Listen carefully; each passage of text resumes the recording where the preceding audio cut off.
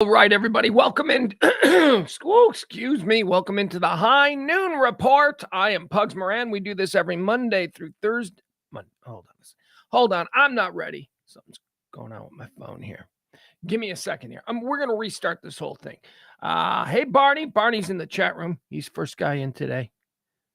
We're here. Typically I get started like 3-4 minutes late or something. Today I went a little bit early, and look at me. I'm not ready. I am not ready. Oh, good. Oh, my God. Hold on, folks. We'll get it started. We'll get everything started the way it needs to be. Hold on. I keep forgetting about this. I keep forgetting that my friend Rob Barr wrote us a theme song, a way that we're supposed to open each and every show. So here we go. Here we go. It's the High Noon Report theme by Rob Barr. Yeah. Welcome to the High Noon with Pugs Moran. I like that he Getting news from celebrities, maybe I ran to like a minute. Get your water cooler, that's it. Get your water cooler fixed. Okay. Show runs on your tip. Well, that's Get true. your water cooler fixed. All right. Pugs and company. See? And now you can just Pugs and company. fade this out. That's so great. Thank you to Rob Barr, my old buddy. Rob is a talented guy. Rob and I go back to when he was like 18 and I was like 20. And oh my God, bands, the crazy days of Chicago 90s alt rock when I was hustling bands and working on the radio, and he was one of the stars of my stable of talent, Rob Barr. All right, so welcome into the show. It is the High Noon Show. We do this every Monday through Friday, noon till whenever. Hold on, 1 2 1 2. I just need a little bit more in my headphones. I don't know why my stuff is all messed up. 1 2 1 2. Nope, nothing there. There we go. That's too hot, isn't it? Yeah, that's too hot. All right, there we go. As I say, we do this every Monday through Friday, noon till whenever. It's headlines, hot topics, current events, whatever it is that's happening on this day, breaking right now, I try and bring it to you. I don't want you going out in public and being accosted by some big old bore who says, hey, did you hear about? And then you're like, no. And then they hold you hostage while they give you their own sort of weird drunk history version of events. I don't want that. I want to give you just little bits of cocktail party knowledge, just enough so that if you're out in public and somebody says, hey, did you hear about? You can say, yes, I did. Why? Because I listen to the High Noon Report every Monday through Friday, noon till whenever. We do a pretty thorough job, I think, around here of giving you what the entire day encompasses. And we do this by going back in time. We do a segment called Erstwhile on this day, where we look at the historical events of this day, the things that have shaped this day and what we think of when we think of this day. And then we go into the birthdays. We talk about people who were born on this day. And then we go into the deaths. That's right. We talk about people who have died. And we decide whether or not we care if they're dead. I mean, I guess on some humanistic level, we like to pretend that we care, but we really don't. And that's what we get to the bottom of when we do our morning segment. So after we do that, previously on, that's the historic events of the day, birthdays and mornings. Then we move on to the topics, the trends, the headlines, whatever it is that people are buzzing about today. So if you're ready, let's move forward. Let's start today's show. Today is, hold on, I'm not ready. Today is, excuse me, it is the High Noon Report for the 11th day of July, year of our Lord 2023. July 11th is the 192nd day of the year. There are 173 more of these days remaining until the end of the year. Nice. Who do we have in the chat room? Let's see here. Why is the chat room not merging? It should be, right? Why is the chat room not? Hold on, let me do a test. I don't understand it. Why is the chat room not? Can you guys see each other in the chat room? Oh, now we got to wait like 20 minutes. Hold on. Let me try something real quick.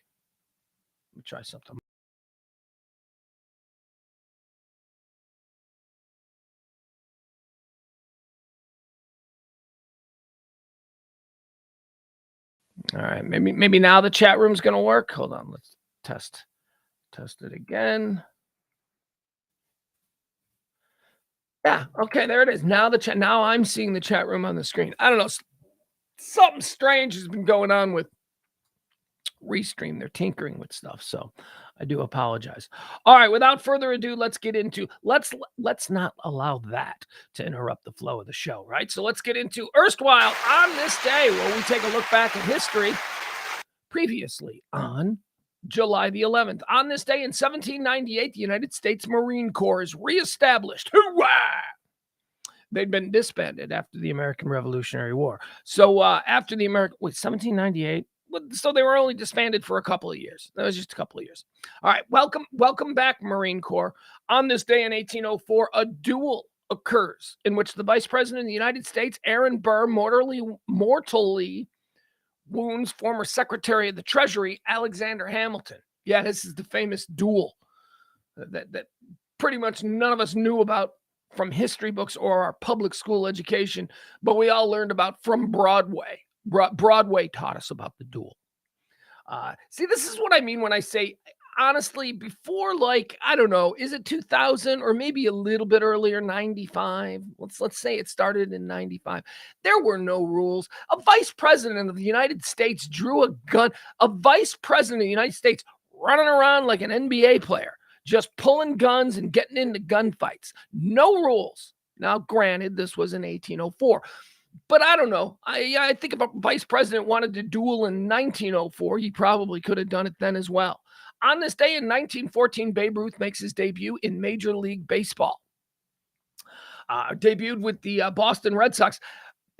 Babe Ruth is fascinating because we are forced now, if you're a baseball dude like me, and there's not a whole lot of us, Babe Ruth had always been sort of taken for granted. Babe Ruth had over the years just been, well, he's this era's Babe Ruth. You know, Babe Ruth was always held up as, like who are you, Shakespeare? You know what I mean? One of those names that people, okay, Einstein. You know what I mean? It symbolized, the name itself came to symbolize greatness in a specific area. Babe Ruth. And we hadn't really thought about him for the last 20 years, right? We hadn't really, it's just, Babe Ruth. But we are in an era of baseball now where we're forced to re-examine Babe Ruth, and we're forced to compare Babe Ruth to Shohei Ohtani. Shohei Ohtani is the first Ruthian type baseball player that MLB has seen since Babe Ruth. And by that, and he goes one step further than Ruth. Ohtani is a full-time pitcher and a full-time hitter, right? So he exists in the era of the DH. It's easier to do that. But I think people, especially those that don't really follow, they think of Babe Ruth as the hitter, the home run king that he was. And he certainly was that. Possibly the greatest pure swinger in baseball history. Babe Ruth routinely in the dead ball era was hitting 420-foot blasts. The dead ball era, people just simply didn't do it back then. So you take all of the home runs that Babe Ruth hit, and then you move that into like the modern, the live ball era, and you wonder how many home runs could he have hit? How good? But then again, you also have to factor in, changes in pitching and all that. But whatever, we won't get into the weeds on all that. My point is this: Babe Ruth debuted in Major League Baseball on this day, and we are all sort of looking back at Babe Ruth's career. And I think one of the things that I've recognized is that Babe Ruth was a far better pitcher than I think people give credit for. We all think of him as the hitter. And we think of, when the trade was made between the Boston Red Sox and the New York Yankees, sending Babe Ruth to the New York Yankees, where he would eventually play the outfield and become a full-time hitter. They didn't let him pitch anymore with the Yankees. But Babe Ruth had 3 seasons of 23 wins. Babe Ruth had won 3 World Series, primarily as a pitcher with the Boston Red Sox, before having an entirely different career with the New York Yankees as a hitter.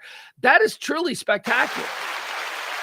That is truly spectacular. I can tell you that as somebody who loves baseball, just within the last couple of months, having to re-examine Babe Ruth because of Shohei Ohtani, because everybody's saying he's the greatest of all time, I have really found myself with a new sort of appreciation for what Babe Ruth actually did back then, and why his reputation, his brand, and his image has stood the test of time, because he truly was Jordan-esque. He truly was Ruthian.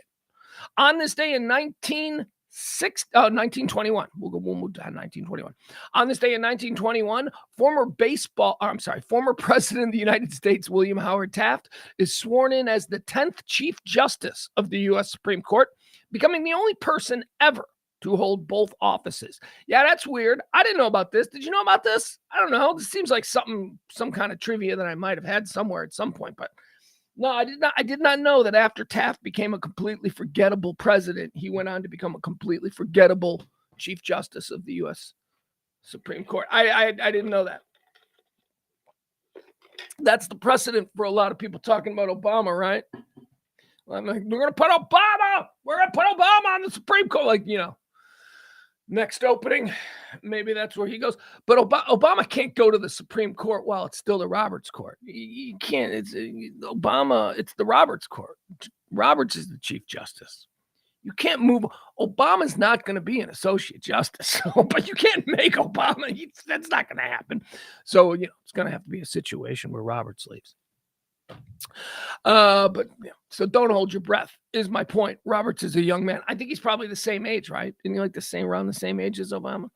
All right. On this day in 1960, To Kill a Mockingbird by Harper Lee is first published. To Kill a Mockingbird. Hey, Harper, how about that follow-up?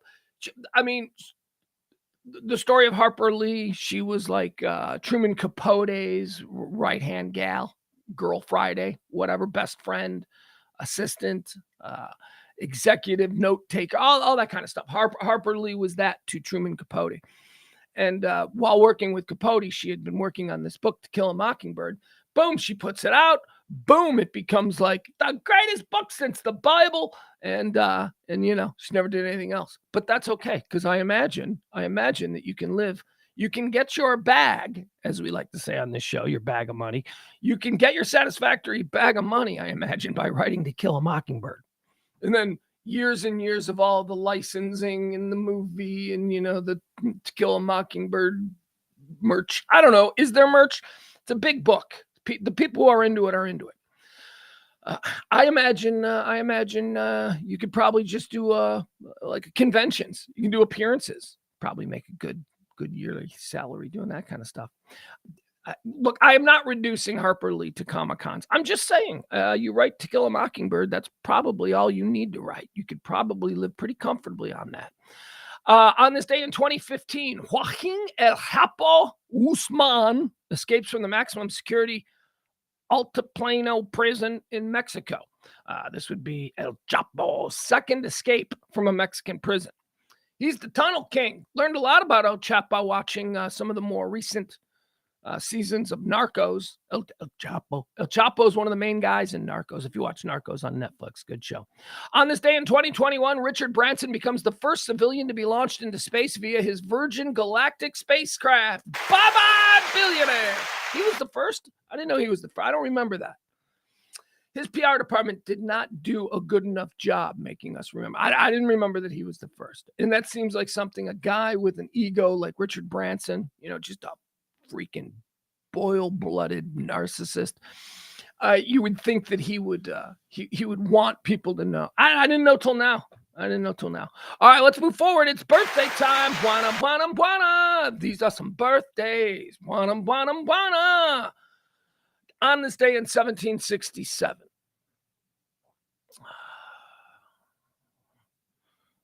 Yeah, I'm sorry. I was trying to think. I was like, okay, he's the son. John Quincy Adams is born. That's right. John Quincy Adams, 6th president of these here United States. John Quincy Adams.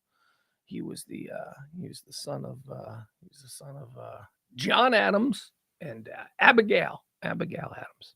On this day in 1897, the world welcomed baby Bull Connor. That's right. No, okay. No, not Bull. Okay. Baby Bull Connor was probably a cute baby, but a little asshole. Bull Connor, synonymous with the absolute worst, most despicable decisions made against black people during the civil rights movement. Bull Connor, of course, what was his title? I think that he is just remembered as like the sheriff of Birmingham who turned the water hoses and the police dogs loose on peaceful black protesters. Those are the images that are always associated with cute baby Bull Connor, who was born on this day in 1897. But he was like director of public safety for Birmingham County. He had some more lofty title than just Sheriff Bull Connor. But he came to be, that name, Bull Connor, came to be synonymous with police overreach, with racist police. That's kind of what So Bull Connor, born on this day in 1897, dead on this day in 1973. Live with that or die with that, whatever. It's yours in perpetuity. Born on this day in 1920, Yul Brynner. Yul Brynner was a Russian actor and dancer. He was the star of The King and I. That's kind of his biggest thing. I don't know what else he did. Bald guy, handsome, I guess. I guess women thought he was handsome. Yul Brynner, for me, though, is most famous because he died of lung cancer from cigarette smoke. And he towards the end of his life, he was a big activist for lung cancer and cigarette and don't smoke and all that kind of stuff. Yul Brynner did something pretty shocking. He taped a Lung Association of America anti-cancer PSA ad before he died, in which he was speaking from the grave. So it was like, Yul Brynner dies, and then later that night you're saying, I'm Yul Brynner, and I just died. And I just died because it was creepy. It was a pretty effective ad, though. Very good ad. Yul Brynner, born on this day in 1920.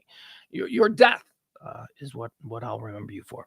On this day in 1953, Leon Spinks was born, American boxer, former heavyweight champion of the world, shocked the world back in 78, 79, something like that. Shocked the world by winning a split decision against champion. I don't know if he was the linear champion, but Muhammad Ali. He beat Muhammad Ali in 15 rounds, split decision. And it wasn't even really, it wasn't questionable. He outboxed Muhammad Ali for 15 rounds. Spinks was a tomato can, known as a tomato can. Now, he had been the light heavyweight Olympic gold medalist in the 1976 Olympics. So he wasn't a guy that was completely, nothing. But he was a light heavyweight. And he had he was attempting to move up to heavyweight. And he hadn't fought anybody. And Muhammad Ali, they needed that TV money. So they needed to put Muhammad Ali on TV. So Muhammad Ali agreed to fight this kid, up and comer. Muhammad Ali was out of shape. Muhammad Ali didn't even train for this fight. And Muhammad Ali got outboxed for 15 rounds, and Leon Spinks became the heavyweight champion of the world. Now, Leon Spinks was forced by was WBA? I don't know. I think it was the WBA. Leon Spinks was forced to fight Ken Norton next to defend his new heavyweight title. And Leon refused to fight Ken Norton, instead having an off-the-books rematch with Muhammad Ali. It was probably the bigger fight, right? You're Leon Spinks. You're like, okay, nobody expected me to beat Muhammad Ali. And all of a sudden, I'm the heavyweight champion much earlier than I had expected. And, so now I've got a couple of fights here. He was offered another mega payday with Muhammad Ali instead of fighting to retain his belt that he had just won. So he had to give up the belt. So he fought Muhammad Ali a second time, and he got whooped. It was a unanimous decision. Ali came in this time as Muhammad Ali, and he whipped his ass. But Leon Spinks, man, shocked the world out of nowhere to become heavyweight champion of the world. He was also, I think that you could check this, but I believe this is another Leon. I used to really be into boxing when I was a kid, and I believe Leon Spinks is the first person to ever take a title from Ali in the ring. Now, I believe he was given some trumped up titles later, much later. I think he may have even lost a title to Trevor Berbick. I don't know. I don't remember that. But this, in the Ali era, when Ali was the greatest, this was Leon Spinks was the first person to come in and take a title from Ali. Ali had lost titles before, but it was twice as a challenger, and then he had a title taken from him because of the Vietnam War stuff. So anyway, there you go. Leon Spinks, born on this day in 1953. Leon Spinks died in 2021. Born on this day in 1975, Lil' Kim. Lil' Kim was born on this day. American rapper and producer. Boy, she was a dirty little girl, wasn't she? She was like the dirty rap girl. Born on this day in 1995, Joey Bosa, San Diego Chargers. Of course, the brother of Nick Bosa, San Francisco 49ers, the Bosa brothers. Scary guys. When did this trend start to happen? It kind of started with the Watt brothers, right? Where it was like where you had two brothers who were just these dominant defensive players. And then you got the Bosas. I think there's another set of brothers out there too. I'm trying to think. I don't know. Anyway, but specifically, I mean, like the scary, defensive lineman brothers. Yeah, anyway, who's better, the Bosas or the Watts? Time will tell. All right, let's move on to these are the people who have died. These are the people who have died. Do we care? This is where we take a look at all the people who have passed away on this day in history. That day, of course, being July the 11th. And we decide, do we care? Really. All right, dead on this day in 2000 and... what year? Oh, no, I'm sorry. Oh, we're going to go back a little bit further. Dead on this day in 1989, Sir Laurence Olivier. All right. Now you might think, Pugs, you do a preemptive, do we care? Because he's like the greatest actor of all time. That's what people say. And people might be right. But if I'm being honest, I don't think I've ever seen a Laurence Olivier film. I've never seen, I could name some Laurence Olivier films, right? But I've never seen Wuthering Heights. That's a little bit too before my time, like 1930s kind of stuff. I'm not into that. They say he's the greatest Shakespearean actor of all time. I've not seen a lot of Shakespeare movies. I don't know. So is he? Do we? I guess. Here's the thing. So like I know who Sir Alec Guinness is. Right. So in the 1970s, when these actors of a certain category, the Sir Alec Guinnesses, the Sir John Gielguds, the Sir Laurence Oliviers, towards the end of their careers, some of the ones who were just under Laurence Olivier in the pecking order, like Laurence Olivier was the greatest actor of all time. And then you had like, Sir John Gielgud, and then you had like Sir Alec Guinness. So you had these guys that were like maybe 2 and 3 on the list. The top guy, he didn't do like silly 70s movies. You know what I mean? Like if Laurence Olivier had played Obi-Wan Kenobi, I would probably have more respect for him, but he didn't. If Laurence Olivier had played Arthur's butler in the movie, you know what I mean? I probably would have been like, but I got to be honest, I think he's overblown, or I ignorantly say that he is overblown because I admit that I don't know anything about Laurence Olivier, but there you have it. He died on this day in 1989, a little before my time. Dead on this day in 2004. Man, oh man, this is a bad week for the Rockefellers. Yesterday, we talked about how we didn't care about how mean old man Rockefeller died. That was yesterday. Today in 2004, Lawrence Rockefeller dies. Do we care? No, we don't. Rockefellers. We care about the first one. We care about the guy who actually did it. That guy did something. We don't care about all of his silver-spooned offspring who just, had lives of absolute leisure. No, screw you. Dead on this day in 2007, Lady Bird Johnson. Do we care? Yeah, we care. Lady Bird Johnson. She seemed nice. She's got a great lake in Austin, right? What would Austin be without Lady Bird Lake? Nope. Nothing. So, yeah, we're good. Dead on this day in 2014, Tommy Ramone, drummer for the Ramones. Do we care? Yeah, we care. Of course we do. He's a member of the Ramones. All right, there you have it, folks. Those are the people who've died. Those are the people who have died. It is time now to move into all the day's subjects, the hot topics, the current events, the trends, the headlines, the buzzworthy topics, all that stuff. Let me get a little drink of... Hey, did you see that? I just made a spit bubble with my mouth. I don't know if you guys saw it. I was salivating at the idea of some hot black coffee. All right, let's move into the things that are trending today. I'll get y'all caught up. First and foremost, we've got big NATO talk. We start out with some international stuff, and then we move into the dumber shit. NATO is trending. The big NATO meetings are going on. Okay, so a couple things going on with NATO. Let's run through them both. One, it looks like Sweden's going to be welcome to the party. Sweden, come on down. I don't know militarily what Sweden is going to add to NATO, but I can certainly say there will be a warm welcome for the bikini team, the Swedish. Oh God, I know. I'm making beer commercial references from 40 years ago.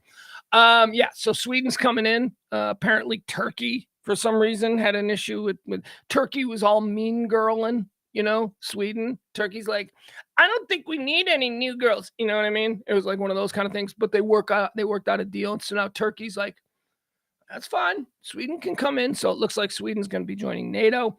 Good, I guess. Hey, NATO's yes. No, not I guess. Yeah, good. NATO's our team, guys. NATO is our team. We're getting bigger. Jeez. However, there is another issue with another guy that wants to join NATO, and that's Zelensky. Zelensky and Ukraine want to join NATO. Now, here's the problem. They're not going to join NATO right now. Biden's against it, and Zelensky's pissed at Biden because Biden's like, now is not the best time to be talking about Ukraine joining NATO. And although I support the Ukrainian people in their fight for, their own country, I do not support bringing Ukraine into NATO in the middle of a war. That is an insane precedent to start. That means anytime that we go warmongering around the world, we can just find somebody, like some country, that's getting attacked, that maybe we see an advantage of, saving their ass and taking their assets. All of a sudden, we're going to invite them into NATO so that now we have to no, man, this is crazy. The time for Ukraine to have joined NATO was before this or after this. We will do, as NATO has said, do our duty, which is to defend the borders of neighboring countries that are NATO nations. But, in the middle of a war, I mean, we don't want to unnecessarily start an all-out world war with Russia. And that's what Ukraine joining NATO would do right now. Doesn't mean that, when this is all settled, doesn't mean that Ukraine can't join NATO then. But right now, I mean, it's just such a provocative ask. You just can't. You're in the middle of a war. You can't. That's all. That's all there is to it. And it doesn't seem like that insane of a thing to have to consider, right? It's like they're in this war, they've been attacked, and now they're like speedball us through NATO membership. We want to be so that you guys can all come, and then the rest of these countries are all of a sudden sucked into a war that they might support with their hearts and their dollars, but not necessarily with their blood and bone. So that's what's happening with NATO. Also, a heat wave. We got a heat. Oh, they're well. We've been talking about this stupid heat wave. Heat wave. Phoenix is going to break their record. Their record was 100 or 18 days above 110. They're going to break that. They say that there's like no way that's going to break. They're going to break that record tomorrow, I think. And they're saying, yeah, it's going to be over 110 tomorrow. This heat wave that is going from Mexico all the way up the West Coast, deep into Nevada, and certainly just walloping Arizona right across the chops, is going to make its way into the middle section of the United States. It's going to dissipate a little bit, but you're going to have really hot weather, and they're worried about the corn crops. Jeff Ballard, I'm going to need Jeff Ballard with a corn crop update. Moving on, more weather. We don't do weather, but apparently there's a lot of weather happening. The East Coast, you hear about this? The East Coast is, who am I, Leno? Yeah, you hear about this? The East Coast has some flooding going on. Apparently, it feels like it hasn't rained here. We do this show in North Texas, Dallas area. It seems like it hasn't rained here in a while. Meanwhile, it's raining up on the East Coast. It says here, trapped drivers swam out of their cars. A woman died after being swept away by floodwaters. What to know about the heavy rainfall hitting the Northeast? All right, what do we need to know? Intense rain and flash flooding that left at least one dead in southeastern New York continued to put the Northeast on Monday. Continued to pelt the Northeast on Monday, forcing residents from their homes and prompting road closures and water rescues. Over 9 million people are under flood alerts across the Northeast on Monday, including parts of New York, Vermont, Massachusetts, and Maine. Okay, there you go. I don't know how many listeners we have in that area. And quite frankly, if you're going through something, you probably shouldn't be listening to this stream. So we're going to move on to the next story. Powerball. We're powerballing it up in this part of the world. There was no win. Did you know that the Powerball was climbing? I didn't. I do now because the news media is finally starting to let us know. And this is when I like to get in line and buy myself a lottery ticket. Only when it goes to these crazy, the media is reporting on it levels do I waste my hard-earned dollars on Powerball tickets. Powerball drawing, there was no winner in Monday's drawing. The jackpot now climbs to $725 million. The number, who cares about the numbers from last night's Powerball? Nobody won. We don't need the numbers. The computer said nobody won. Don't throw away that ticket just yet, though. There were a few winners with smaller prizes. 2 tickets purchased in Texas matched 4 of the 5.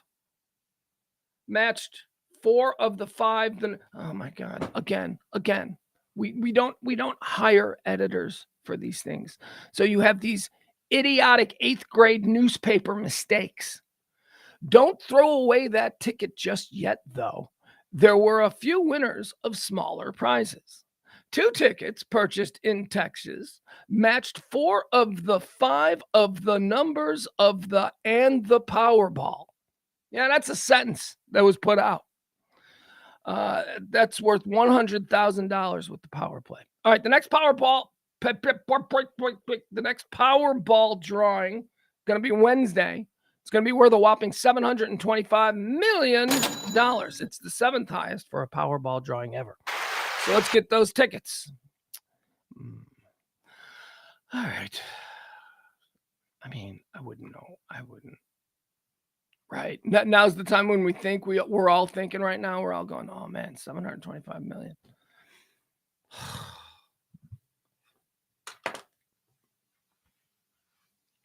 Well, that would be my bag that I always talk about. That would absolutely be my bag.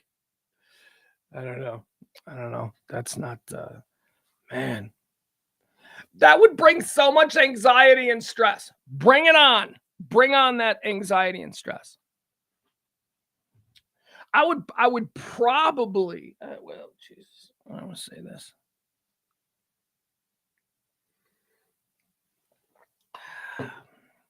What would I do with?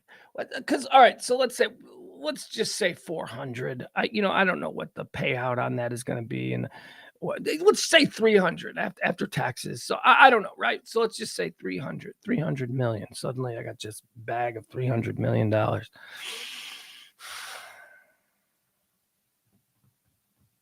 Well, I don't know. I take a little time off from the show, but we come back bigger and better than ever. I promise you that. That's something that would absolutely be done. Everybody who has ever tipped the show would certainly get their money back with a nice sizable, bump to it. That would be great. What else would I do?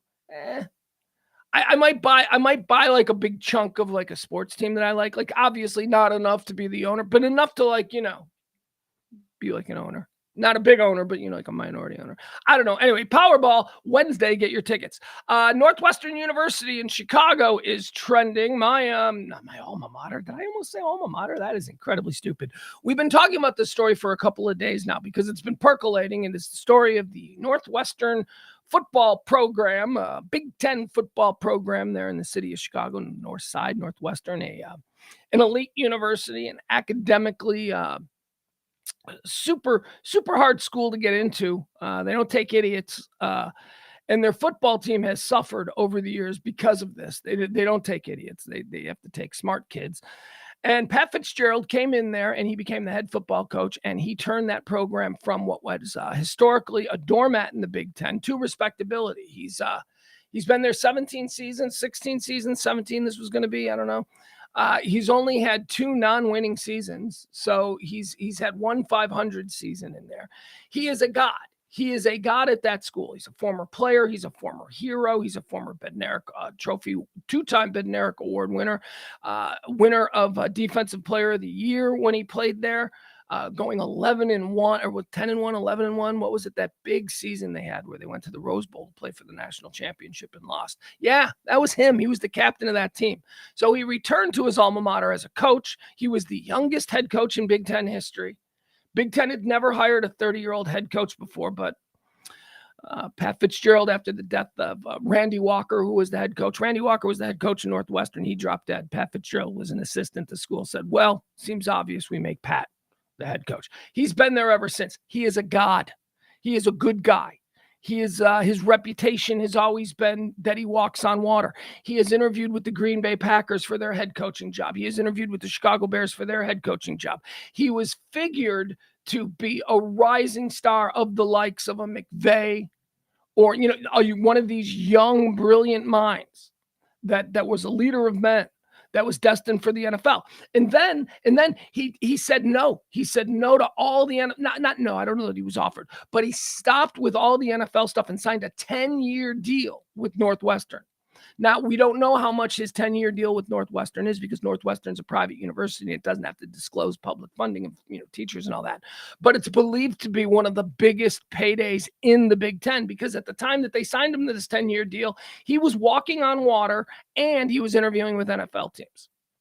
So it is absolutely unthinkable what happened at this university over the course of the last 24 hours.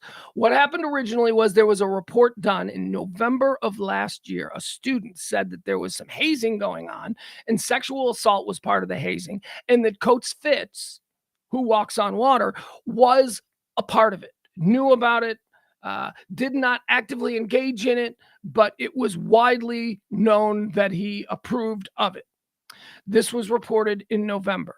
The university went and hired an independent investigation, a law firm, a big fancy law firm, to come in and investigate these charges. The law firm returned their report last week. And in their report, they said, our investigation has shown that these accusations are probably true, and that Coach Fitz probably knew about it, although there wasn't great detail released publicly about the report from the independent law firm.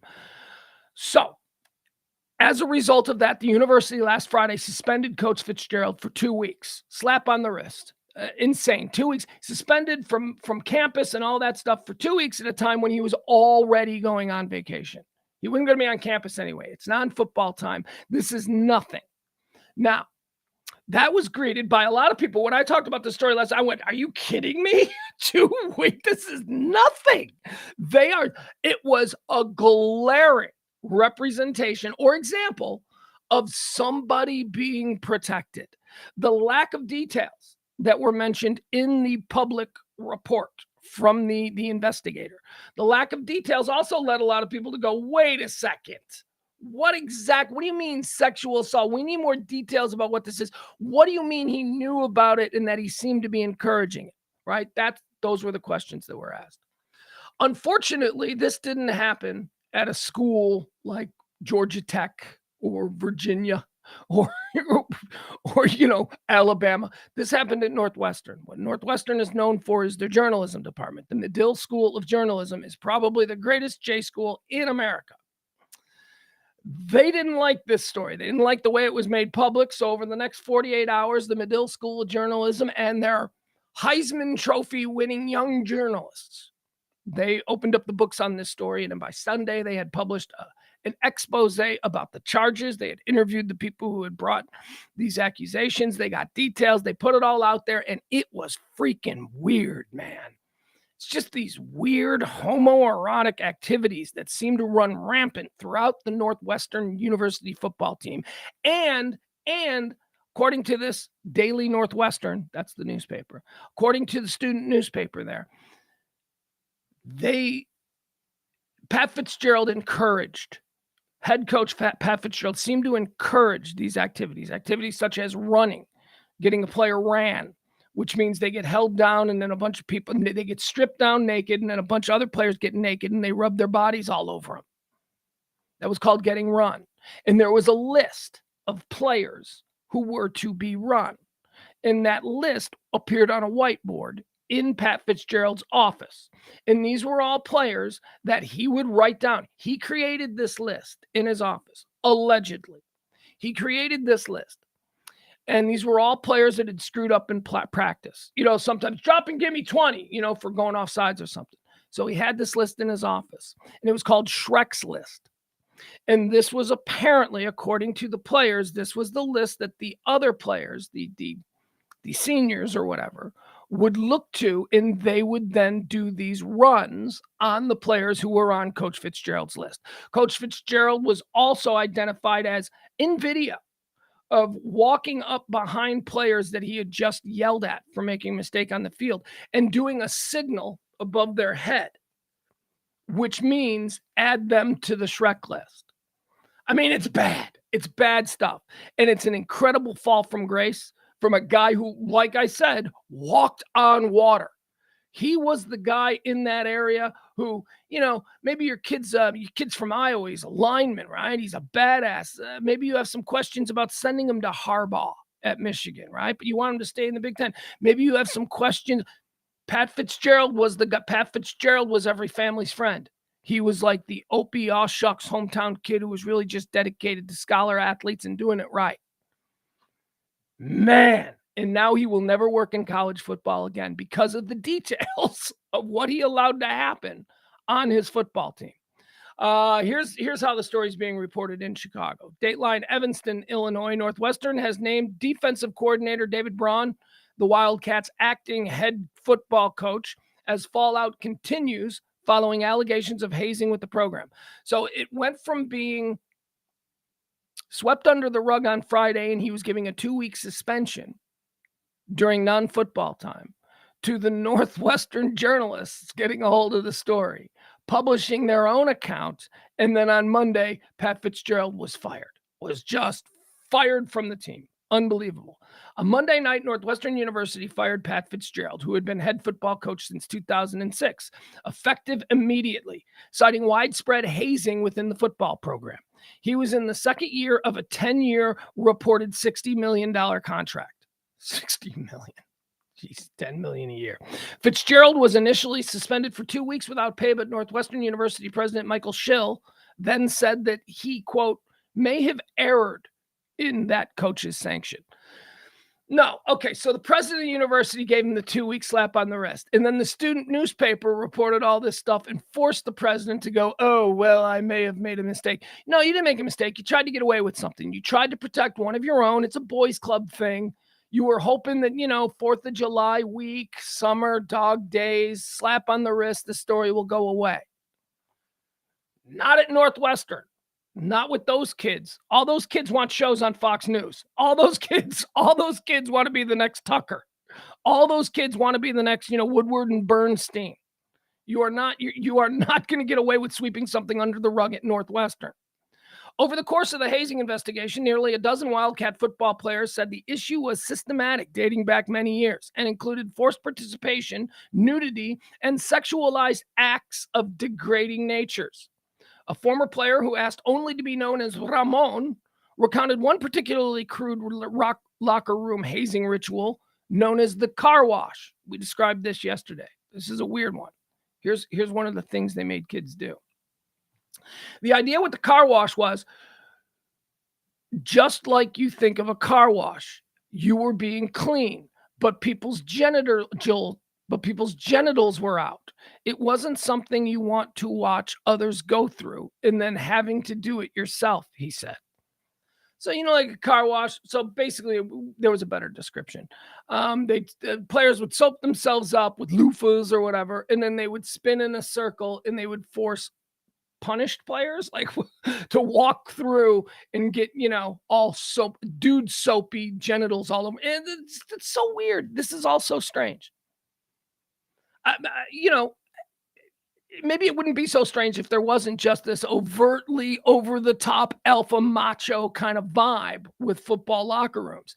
That's why it's strange, because these are absolutely homoerotic activities that these alpha football meatheads are perpetrating against one another. It's just odd. It's always been curious. That is as interesting to me as, the Latinos who were in charge of white supremacy organizations. I don't understand it. I don't get it. So anyway, that's the story out of Northwestern. Crazy. Oh, here's another thing that happened yesterday, though, and I thought this was interesting. So very early on, before Pat Fitzgerald was fired, Pat Fitzgerald was fired about 7:00 last night. All day long, as you can imagine, Chicago sports radio, this was the big story. And it was, talking to players and having breaking news and, all of these things. There was an attempt, it seems, to distract from the Pat Fitzgerald situation by throwing the baseball coach around like noon yesterday. There started to be this story that talked about the baseball coach, Jim Foster at Northwestern, and how he's a racist, and how, this is the real story. And that's how protected, that's how protected Pat Fitzgerald was. People did not want to see this. He was like on a Mount Rushmore. If Matt Eberflus didn't work out as head coach of the Bears, Pat Fitzgerald was a legit choice to be the next coach of the Bears. I mean, that's how beloved this guy was. So anyway, this guy, the baseball coach here, I'll find you this story that they tried to push, and it went nowhere because everybody was like, baseball coach Jim Foster was being accused yesterday around noon while everybody was trying to talk about Pat Fitzgerald. This story broke to try and draw everybody off Pat Fitzgerald's scent. Baseball coach Jim Foster, racially insensitive comments. So he was being charged. The baseball coach is being charged with racially insensitive. And this is what they came with yesterday to try and distract everyone from the Pat Fitzgerald story. So baseball coach Jim Foster, he said once that a female manager, he had a female team manager, said that a female manager couldn't be on the field because he didn't want his players looking at her ass. I mean, all right, whatever, but it still seems like the weird, sexy stuff going on with the football team is worse. Charge 2, he's mean. People were like, he's a mean coach. He's mean. He told an assistant coach that everything he has in life was handed to him. That's charge 2. Charge 3, racism. They said he was racist. Here's why they said he's a racist coach. This is the concocted story trying to throw the baseball coach at Northwestern under the bus so that people would be thrown off the scent of the Pat Fitzgerald story.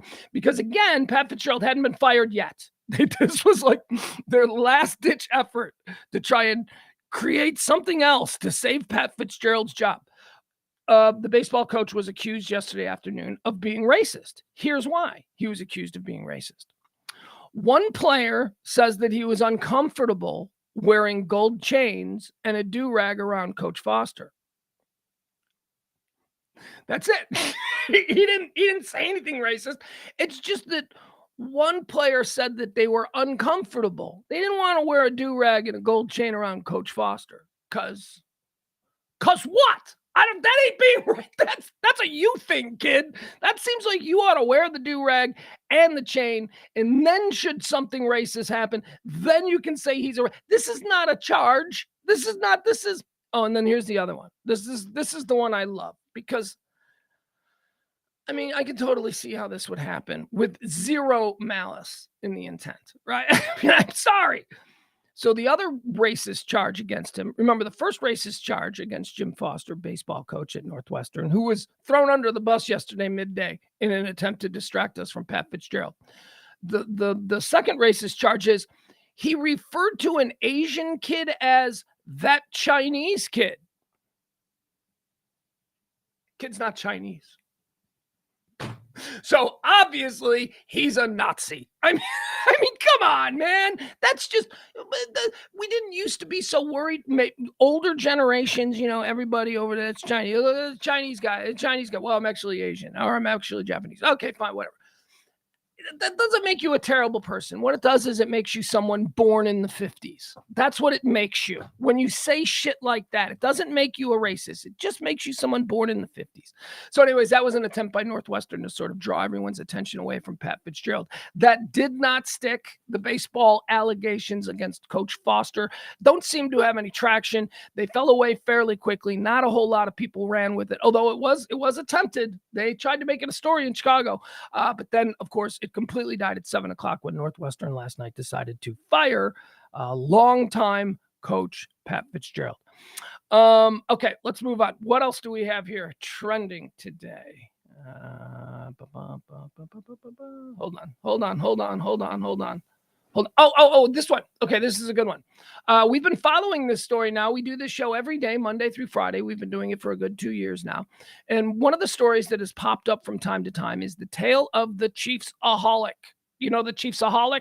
You know that guy? Remember we talked about him? He's the crazy Kansas City Chiefs super fan guy who goes to all the games. He dresses like a wolf, right? He's got a wolf head. Yeah, well, I'll show him to you. I'll give you a look at him.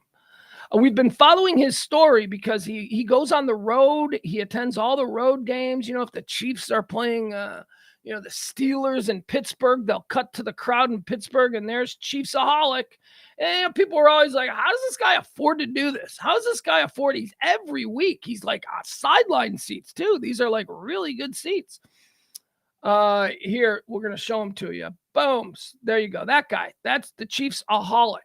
This is the dude we've been talking about him. As it turns out, as we've been reporting, he's a bank robber. He has been, how does he afford to go to all these games? He robs banks. And last year, he was caught. He was driving between Kansas City and Houston, and he decided he needed some cash. He was going to the game in Houston. He was driving to the game.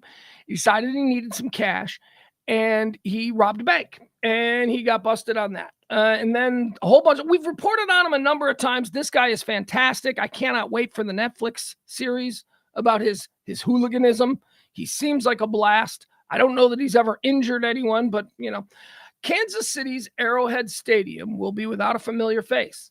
Xavier Babudar, the Chiefs superfan, commonly known as the Chiefsaholic, has been arrested in California. This according to Fox 4 Kansas City.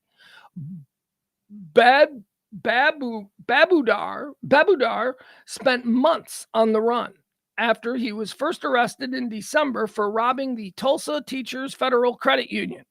He was charged with 1 count of bank theft and 1 count of transporting stolen property across state lines.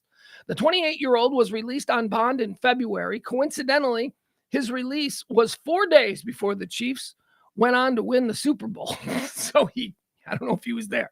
By March, he removed his ankle monitor and vanished. I did not know that the Chiefsaholic / bank robber was in the wind, as they say. On Friday, Babudar was located and arrested in Lincoln, California. With that arrest came a slew of new additional charges after investigators discovered that the robbery in Tulsa was far from the only one. Between March and December of 2022, Babudar allegedly robbed 8 banks and credit unions in 5 states across the Midwest.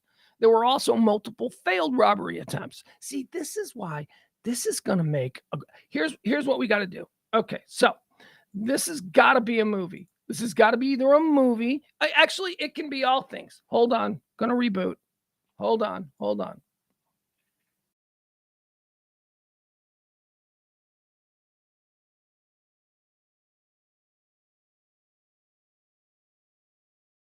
All righty, and now we're back. Okay, so this has got to be a movie, and it has got to be one of those true crimes, like on Netflix or something like that. Like it's got to be like 4 parts, and we got to follow this dude's whole story. But the movie, I really want the movie because you can utilize so many things that could be hits by comedy. I think it's a comedy. I think obviously, he bungled a lot of these. He's running around. He's spending his job. He's a crazed Chiefs fan. He's robbing banks in order to, live this lifestyle of the crazy. Here's what I'm thinking. I'm thinking you get a Jason Sudeikis. You get Jason Sudeikis to play this guy. He's a Kansas City Chiefs fan. You get maybe a Paul Rudd. You get a Paul Rudd. Maybe Paul Rudd. I'm telling you, I think this is a hit movie. I think it's a comedy. I think it's a chase movie. He's on the run. Oh my God, it's got everything. Anyway, there you go. Chiefsaholic making the news. Why is the camera so close on me now? You notice how it's like super close now? I don't like this. I don't like how it's so close. Whatever. All right. So white nationalist is trending. It's trending because okay, so here's what I want to talk about. Caitlin Collins has a new show on CNN. It debuted last night. And a lot of people are like, I don't know how I feel about Caitlin Collins. I know I like to look at her. She's very pleasant to look at. She's definitely, checks a lot of boxes as far as, things I find attractive in a woman. She's very, very, seems smart. But she has her moments. She has her moments where she's, she becomes because she's a young girl and she interviews a lot of old white guys, like a lot of like Tommy Tuberville. She's making news today because on her debut episode of The Source, she interviewed Tommy Tuberville, who is a senator from, I don't know, is he from Alabama? I think, I don't know, wherever, somewhere, one of them there places. And he struggled with a question about white nationalists. Anyway, Caitlin Collins on her very first show hits a home run. It goes viral. It's trending. The whole conversation about what is a white nationalist is trending. It seems that there are a number of people in politics who do not want to acknowledge the word white and white nationalist. So there's a discussion going on right now about what is a white nationalist and is a white nationalist a racist? And it's kind of an absurd conversation because a white nationalist is a person who believes that this is a country for white people, by white people, built by white people. They believe in white spirit. That's why it's called white nationalists. That's it. That white isn't just an arbitrary color. It denotes skin tone. It denotes white people. So this is that gaslighting thing. The word gaslighting that they're gaslighting us. They're like, are white nationalists racists? Yeah, because white nationalists believe this is a white So yes, they believe. So I don't know. I don't understand how this is a whole thing, but there are numerous politicians to be found today circulating, doing mental gymnastics, trying to describe what white nationalism is. When the question is simply, are white nationalists racist? They're going, well, I think they're American. It's like this crazy. Stop it, people. Stop it. Don't be in league with, if you don't want to be a racist, don't be a racist. But stop acting like a group that calls themselves white nationalists aren't really focused on skin color. Stop it. This is an absurd conversation to have. You do you and you do humanity no benefit when you engage in this kind of stupid shit. Just don't hang out with Nazis. That's all. Don't hang out with people who think white people are better just because their skin is white. And by that same token, if you believe that, and there are people out there who believe it, just own it. That's what we need. We need people to start owning it. We need people to just start going, you know what? I am a racist, and this is why I think I can handle that. I can handle that a lot better than people trying to pretend like, the slow creep of whatever. Zuck versus Musk is happening again. Now Musk is challenging Zuck to a literal penis measuring contest. Did you see this? So yesterday, I guess he called him. He said Zuck is a cuck, right? Because Musk is mad because Threads is doing really well, and I don't know. I don't care. So Musk is mad, and he's like, Zuck is a cuck, haha, whatever. And then he challenged him to Elon Musk challenged Mark Zuckerberg to a literal penis measuring contest. What? Like, what is going on? There's no dignity. Nobody has any dignity anymore. It's just like everybody is behaving like a yuck monkey on the Howard Stern show from 1995. Not everybody can be Jackie Martling. Okay, what is going on here? Can't we have some grown-ups? Can't we just have some sophisticated, dignified people of honor? Whoa. A dick measure. The richest man in the world is going on his little toy and saying to another, come on, man, this is just so, this is the idiocracy as foretold in that Mike Judge film from 2000? I don't even know when that movie was, but holy shit. We are just one little bit at a time getting fucking dumber and dumber and dumber and dumber. Stop it. Stop it. Penis measuring. I mean, that's funny if that's something going on between two of America's most beloved comics, but it's not. These are supposed to be people of influence. These are supposed to be people who are moving on. Let's see. What else do we have here? What is this? Okay. So here's another thing not so good for Elon Musk. people are obviously taking sides. This story is funny, and I mentioned this just because it's like, oh God, it just keeps getting worse for old Elon. Team Twitter, are you on Team Twitter or Team Threads? I'm not on either one. I'm still on both. I'm enjoying Threads. A little bit more awkward. I'm still, not 100% comfortable with it, so I'm still on Twitter to some degree. But I don't really see a need to choose a side. Both of these idiots, Zuckerberg or Musk, I don't get it. What? These are my choices. No, thank you on either one of them. So anyway, Team Twitter has a new member, somebody who is supporting Twitter and their version of free speech. Taliban leader endorses Elon Musk's Twitter, accuses Mark Zuckerberg's Threads of having an intolerant policy towards free speech. This is a Taliban leader, Haqqani, the Haqqani group. Of course, we've heard of the Haqqani group. This is Anas Haqqani. Anas Haqqani, a Taliban official, said Twitter is more committed to free speech than its rivals. Haqqani's father founded the Haqqani Network, a U.S.-designated terror organization.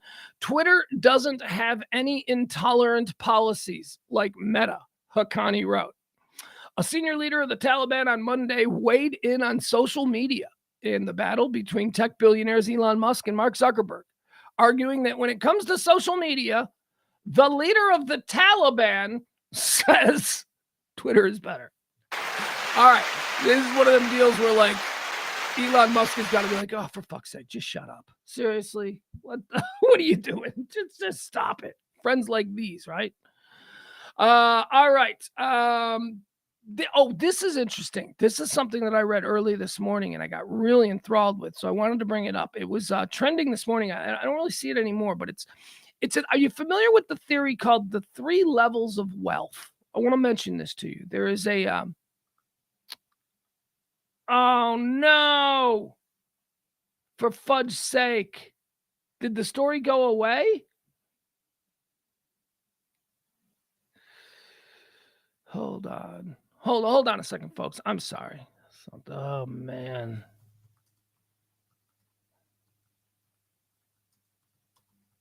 Here we go.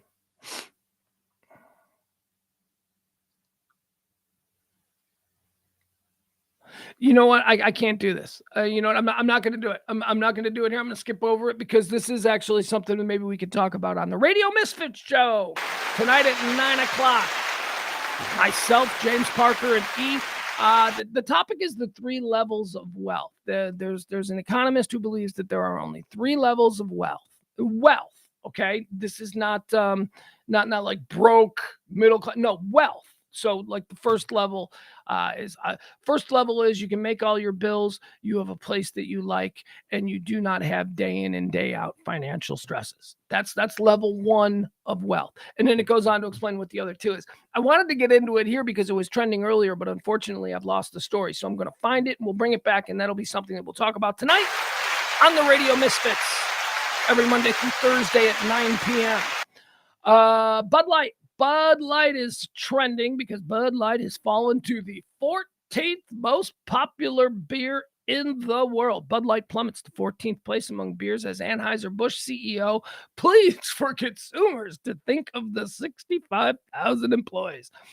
Just clench your ass, dude. You ain't going anywhere. You'll be fine. Bud Light will bounce back. You know what? Pick up the phone, call the NFL. Talk to those people. Remember, they got boycotted too. And you know what? They bounced back bigger and stronger than ever. Bud Light, you made a miscalculation. All right. You didn't here's what. Look, I think your heart was in the right place, Bud Light. I'm talking to you, Bud Light. I think your heart was in the right place. Actually, what am I doing here? I think 2 things can be true at once. One, the intention seemed like the intent seemed like something that people you're trying to reach might go, oh, isn't that nice? But let's not kid ourselves. You were doing it for money. You were doing it to open up new revenue streams with new demographic targets. That's what you did. That's why you did the whole Dylan Mullaney thing. But there are people that are like, they were just trying to be inclusive. Nah, they're actually forced to be inclusive. There's actually like a thing out there that companies have to participate in, which gives them a grade. And look, I don't want to go into a whole thing about it. But Bud Light, this whole you hear the people accusing companies of being, woke companies. I personally do not see woke as the pejorative that everybody else does. I kind of cringe because of how it's been defined by people. But, for me, I thought woke was always just, kind of being decent, just kind of being aware of the struggles of other people and trying to not compound those problems. That's how I've always seen it. But, whatever, it's turned into something else. But there are these groups that rate the companies, and these companies try to get good grades for all of these things. And Anheuser-Busch did this thing with Dylan Mullaney, probably, to appease these pressure groups and get a little check. They didn't expect it to be this crazy. I think Anheuser-Busch underestimated the issue and underestimated the power of certain elements of viral media to go right at their core demo. And I also don't think that they recognized, Anheuser-Busch, that their core demo was a whole bunch of people who don't like, you know what I mean? It was great. It was a miscalculation. I have no issue with a company, welcoming transgender people into their ranks. I mean, it's a company. Does their money not spend? That's what it's about. I don't know that. We know that Anheuser-Busch wouldn't do it again. It was just a terrible, terrible idea. And that's 100% my opinion in retrospect. I don't know if I was in that boardroom, if they had put that in front of me and I was one of, 10 people who voted on whether or not to do this. I don't know if at the time I would have thought it was such a terrible idea. I might have been like, nobody who pays attention to this person. Well, apparently a whole bunch of crazy righties pay attention to this person because they sent that stuff to that Dylan. Who is it? Dylan McDermott? What's this person's name? You know what I'm talking about? They sent this stuff to her so that she could share with her Instagram followers. It was supposed to go down that path. But somehow she's got a whole lot of followers, in red hats because it very quickly jumped outside of the specific targeted demo that they were trying to reach. And it jumped into like the whole, all the people who never cancel anything. Yeah, it fell into their area. And they, of course, canceled it immediately because they don't believe in cancel culture. But, So Bud Light, deservedly, is sitting in 14th place right now, licking their wounds, trying to figure out how they'll be back. Well, they'll be back because they're freaking Anheuser-Busch. And I'm sorry, there will be a rebound. They will be able to undercut and price everybody. Okay. If Anheuser-Busch needs for the next 2 years to start selling cases of beer for $6 just to get their market share back, they will. And you know what? By about October, people are going to be like, hell, man, I know it's Bud Light, but it was only $6 a case. They will get their market share back. People will come. Beer is beer, ultimately. That's what this is. Nobody ever had a problem with Bud Light before, right? Everybody drank Bud Light. It is odd though, because I am somebody who I don't play these stupid games. Now, I've never been a Bud Light drinker. So if I were to go to a store and like buy a 6-pack of beer to bring to like a BYOB backyard drink party, that kind of thing, I would, if I'm bringing like an everyday American, just normal beer, I would grab Miller Lite. I was a Miller Lite guy. My buddy E, who joins us for the radio, he's a Coors Light guy. I really don't know. For me, it was always a Milwaukee versus St. Louis thing, right? I always felt like I liked Miller better. Miller was Milwaukee, Anheuser-Busch was St. Louis. So I was never a Bud Light guy. However, I don't know that I would bring, like when we go out to these boat parties at Lake Louisville, you don't see Bud Light. I have not seen Bud Light all year long. Nobody. And I wonder, like, yeah, I've heard people make comments, hey, why don't you give me a Bud Light? Like stupid stuff like that, mocking the situation.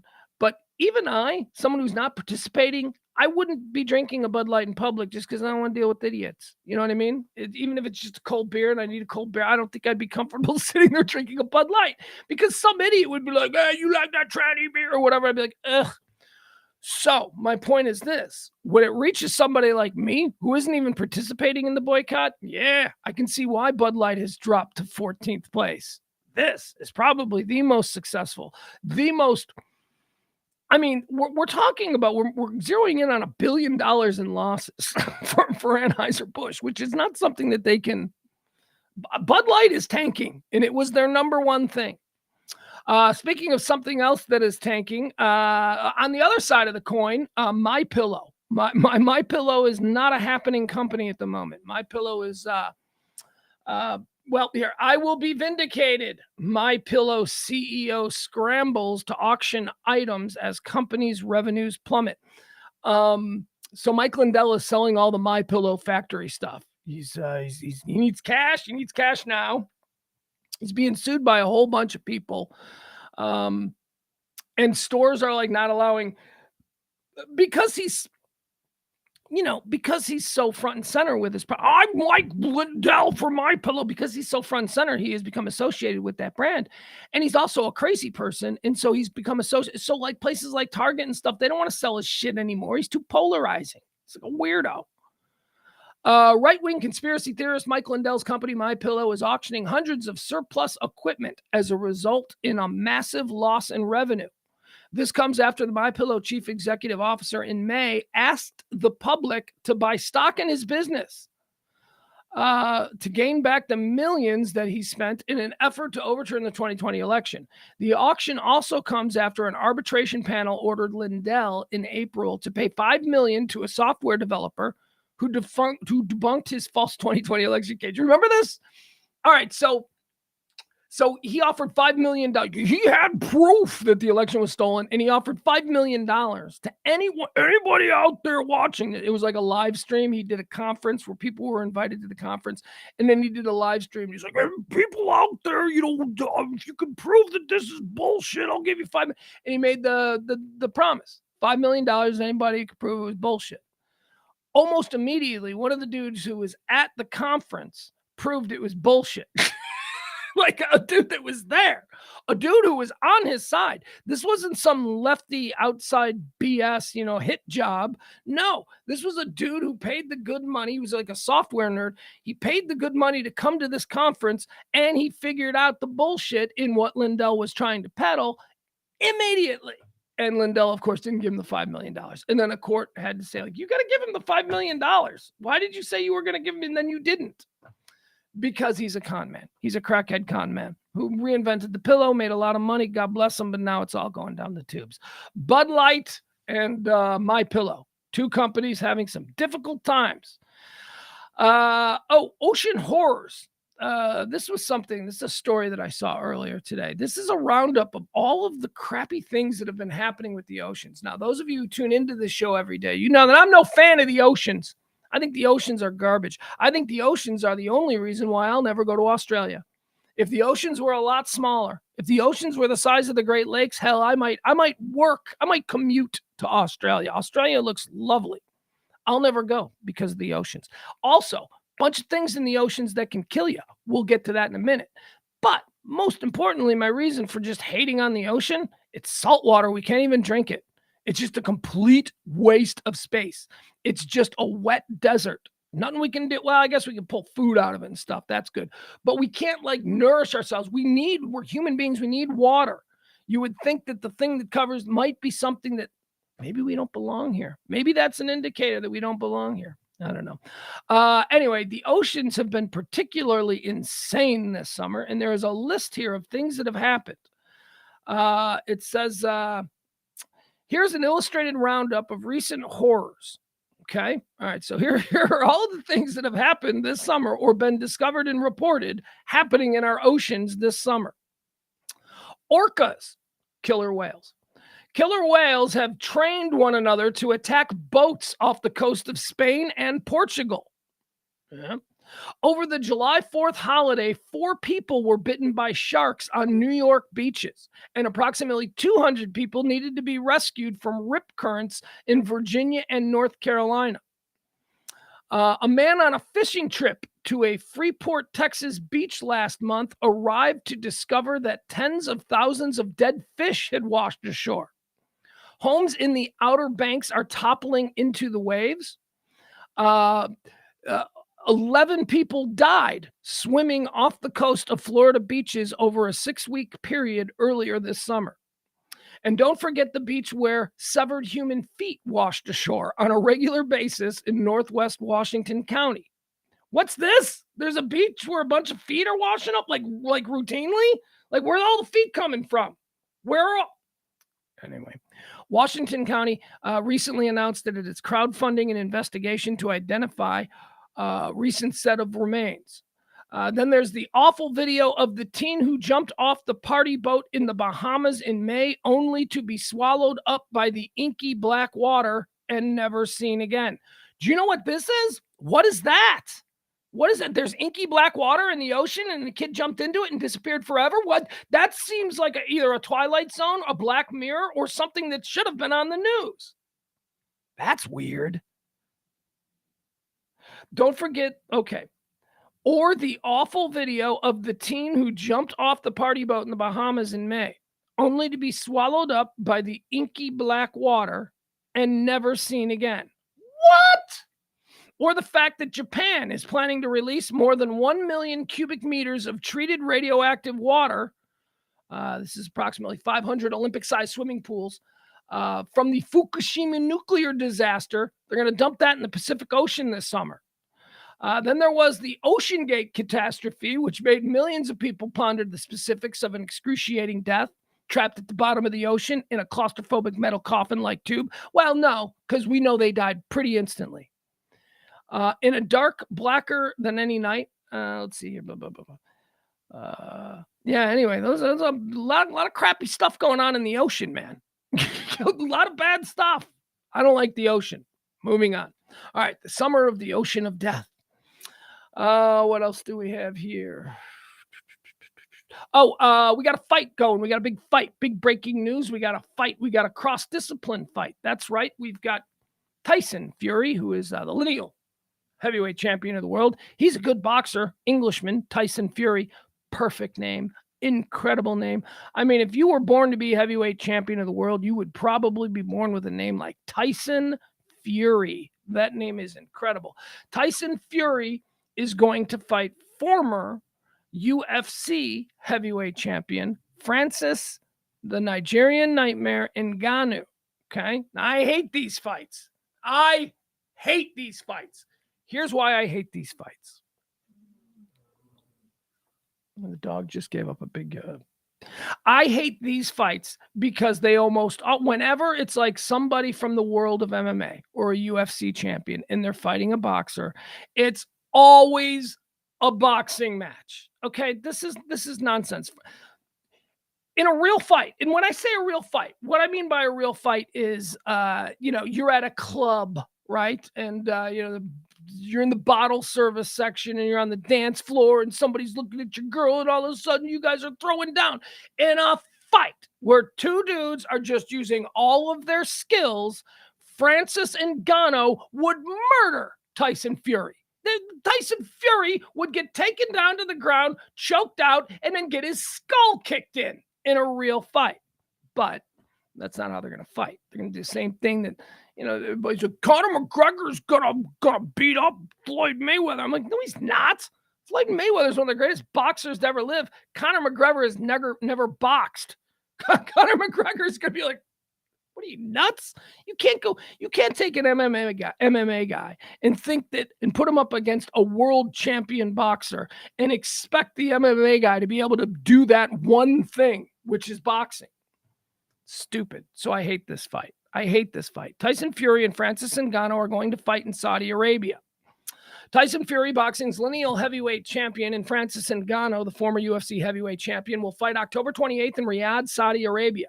The announcement clarified that the fight will take place in a regulation boxing ring under boxing rules, including 3 ringside judges using the 10-minute point system. Okay, if those are the rules, Tyson Fury knocks him out in the first round. I mean, if those are the rules, if Ngannou can't take a leg, if Ngannou can't take him to the ground, and if Ngannou can't kick him in the head, then yeah, Tyson Fury.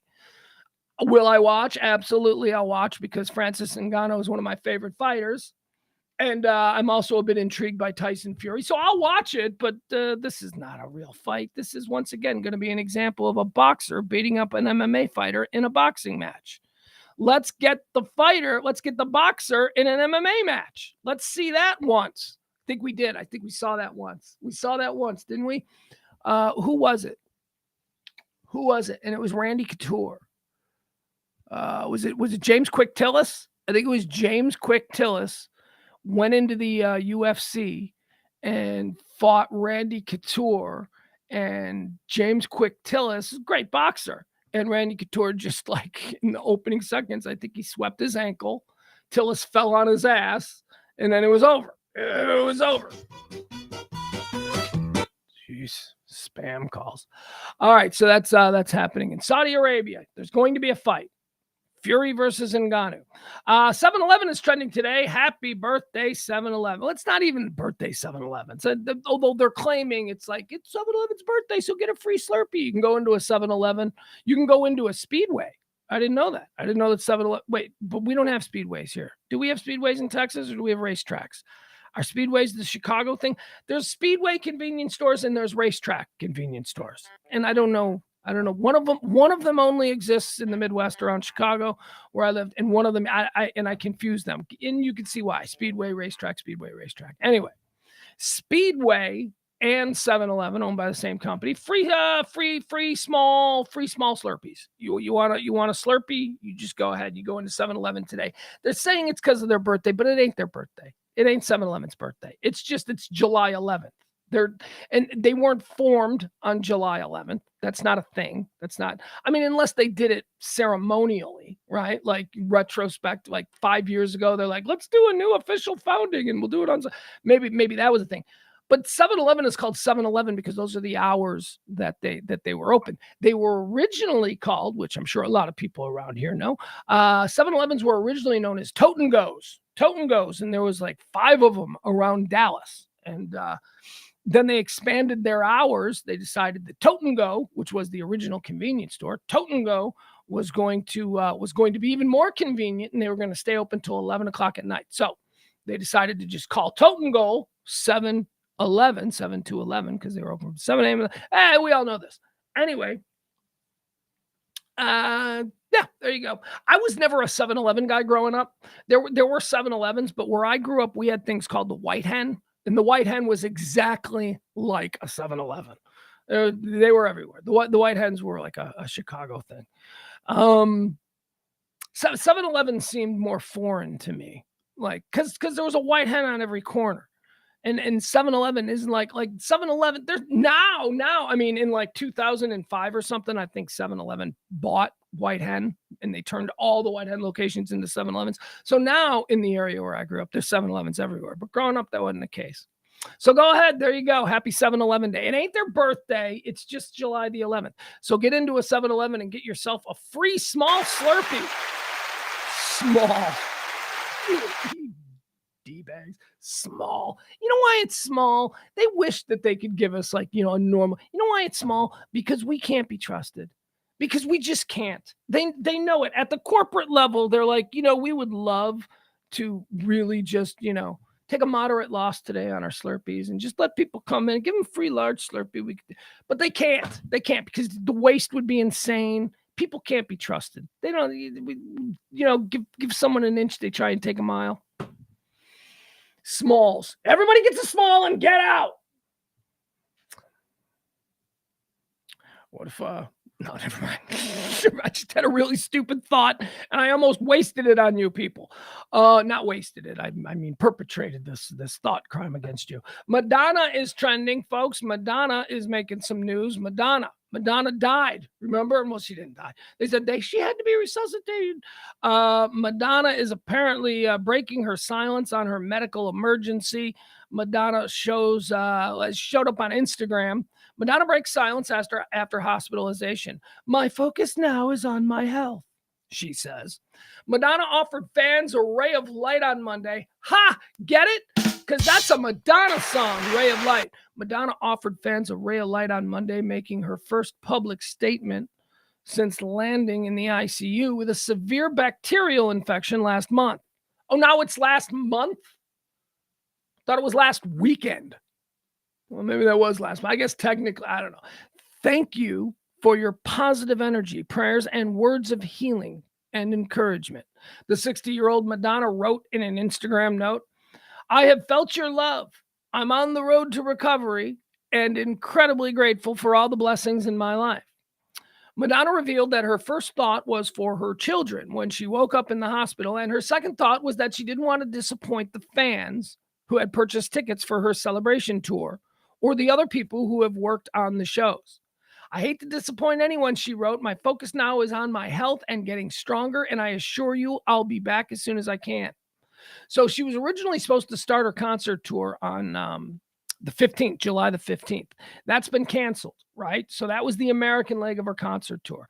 She was then going to go over to Europe starting in like late October. She's got like a whole European tour in October, November, December. I guess she's going to be over there Christmas time, that kind of a deal. So what's happening now is that this American leg of the tour, which was supposed to be the opening leg, has been canceled. The second leg of the tour, which was the European tour, that is now going to be the opening leg. So Madonna is saying that she's going to come back probably next spring. So she's going to do the American shows. Of course, she's not going to. What, you think she's going to leave the American concert dollar on the table? She's freaking Madonna. No, of course not. So she'll be back. Everybody, a lot of people are upset. I wanted to see Madonna. She's a 64-year-old lady with a whole lot of unnecessary surgeries under her belt. She's probably going to have some complications from time to time. All right, let's see. What do we have here? That's it. We're out. Whoop. That's all. That's I prepared 14 stories for us, and we ripped through them really quick. It's only been 90 minutes. So let's do it. Let's free ball it. Let's just see what I can find. You want to hang out a little more? Why not? What do you do? What do you got to do? I'm just background noise for most of you anyway, right? Isn't that kind of the deal? You indulge my endless narcissism by allowing me to just stream these stupid thoughts about the world today. And you guys putter around and only half listen. That's the deal. No. Let's see here. Scanning news headlines. Biden's life expectancy. I'm on the Drudge Report. Biden's life expectancy and its implications. I don't care about that. Let's see here. Americans skimping on essentials from toothpaste to toilet paper threatens corporate growth. Am I skimping on anything? I'm trying because, it really is tough. Money for this little project that we're involved in is not good. So we are really not in good places. I'm trying to think. When I don't know that I skimp. I know that I buy a lot more things at the Dollar Tree, and that's up to $1.25. Am I skimping? I'm trying to think. Am I skimping on anything? I told you yesterday we had the thing. I had the incident with my kid at the grocery store where he said, "Are we poor?" Because he wanted the name brand Doritos Cool Ranch, and I kept replacing him whenever he would turn his back. I replaced his name brand Doritos chips with the Kroger brand Cool Ranch chips. And I was explaining to him how, it's a difference in $3, and every time we save $3, that's $3 more. And then he stopped me mid-sentence and said, "Are we poor?" Which, yes. Yeah, well, I didn't answer yes, but I said, no, we are frugal while shopping. But I'm not really skimping on anything. I mean, I could probably, no. Anyway, all right. Let's see here. Bank of America is accused of opening fake accounts and charging illegal junk fees. Isn't that the same thing Wells Fargo did a couple of years ago?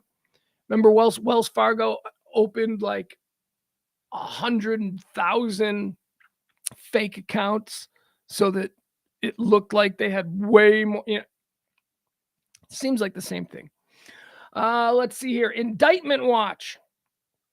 Grand jurors who will consider Trump charges in Georgia to be selected. All right. No comments there. Firing of gay Catholic school teacher could test latest ruling. Whatever. Mission Impossible. A new Mission Impossible movie is set for franchise best opening. So, I've never seen a Mission Impossible movie. There's a couple of these like franchises that I've never seen. I've never seen any of the Lord of the Rings movies. I've never seen any of the Fast and the Furious movies. I've never seen any of the Mission Impossible movies. I'm trying to think if there's anything else. Transformers. I've never seen any of the Transformers movies, but that's obvious because that's fucking stupid toy robots. Over the past week, my son is not with me now because he's got school stuff going on. But he'd spent the previous 10 days with me, and he'll be back soon. He'd spent the previous week plus with me, and he's very excited about the new Mission Impossible film. I'm like, really? I'm like, really? You're into that? And I'm like, I've never watched it. And he's like, oh, well, okay, so you got to watch Mission Impossible. We'll watch the whole series together. And I'm like, you know what? Okay, that's fine. This sounds good. I'm not opposed. I don't know why. I've never seen any of the Mission Impossible movies. I think I just missed the first one. And then when the second one came out, I was like, well, I didn't see the first one. And then I went about my life. And then before I knew it, there were 6 other ones. And I'm like, well, I got to watch the first one first. So we started to watch the first Mission Impossible. It's like 2 hours plus. The very first Mission Impossible. And we're enjoying it. We're only like an hour and 10 minutes into it. But so far, so good. And this will be our project now. We will try and make our way through all the Mission Impossible movies. Here's the weird thing, though. He's so old. Like, at what point? I know he's Tom Cruise, and he's trying to do this Dick Clark thing, right? Tom Cruise. What was the line about Dick Clark? I think it was David Letterman who said it.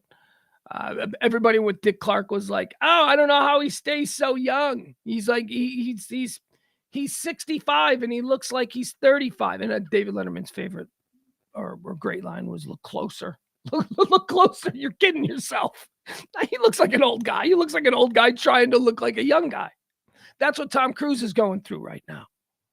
Tom Cruise, a lot of people he looks great. No, he doesn't. If you see Tom Cruise was at a baseball game about a year or so ago. I think it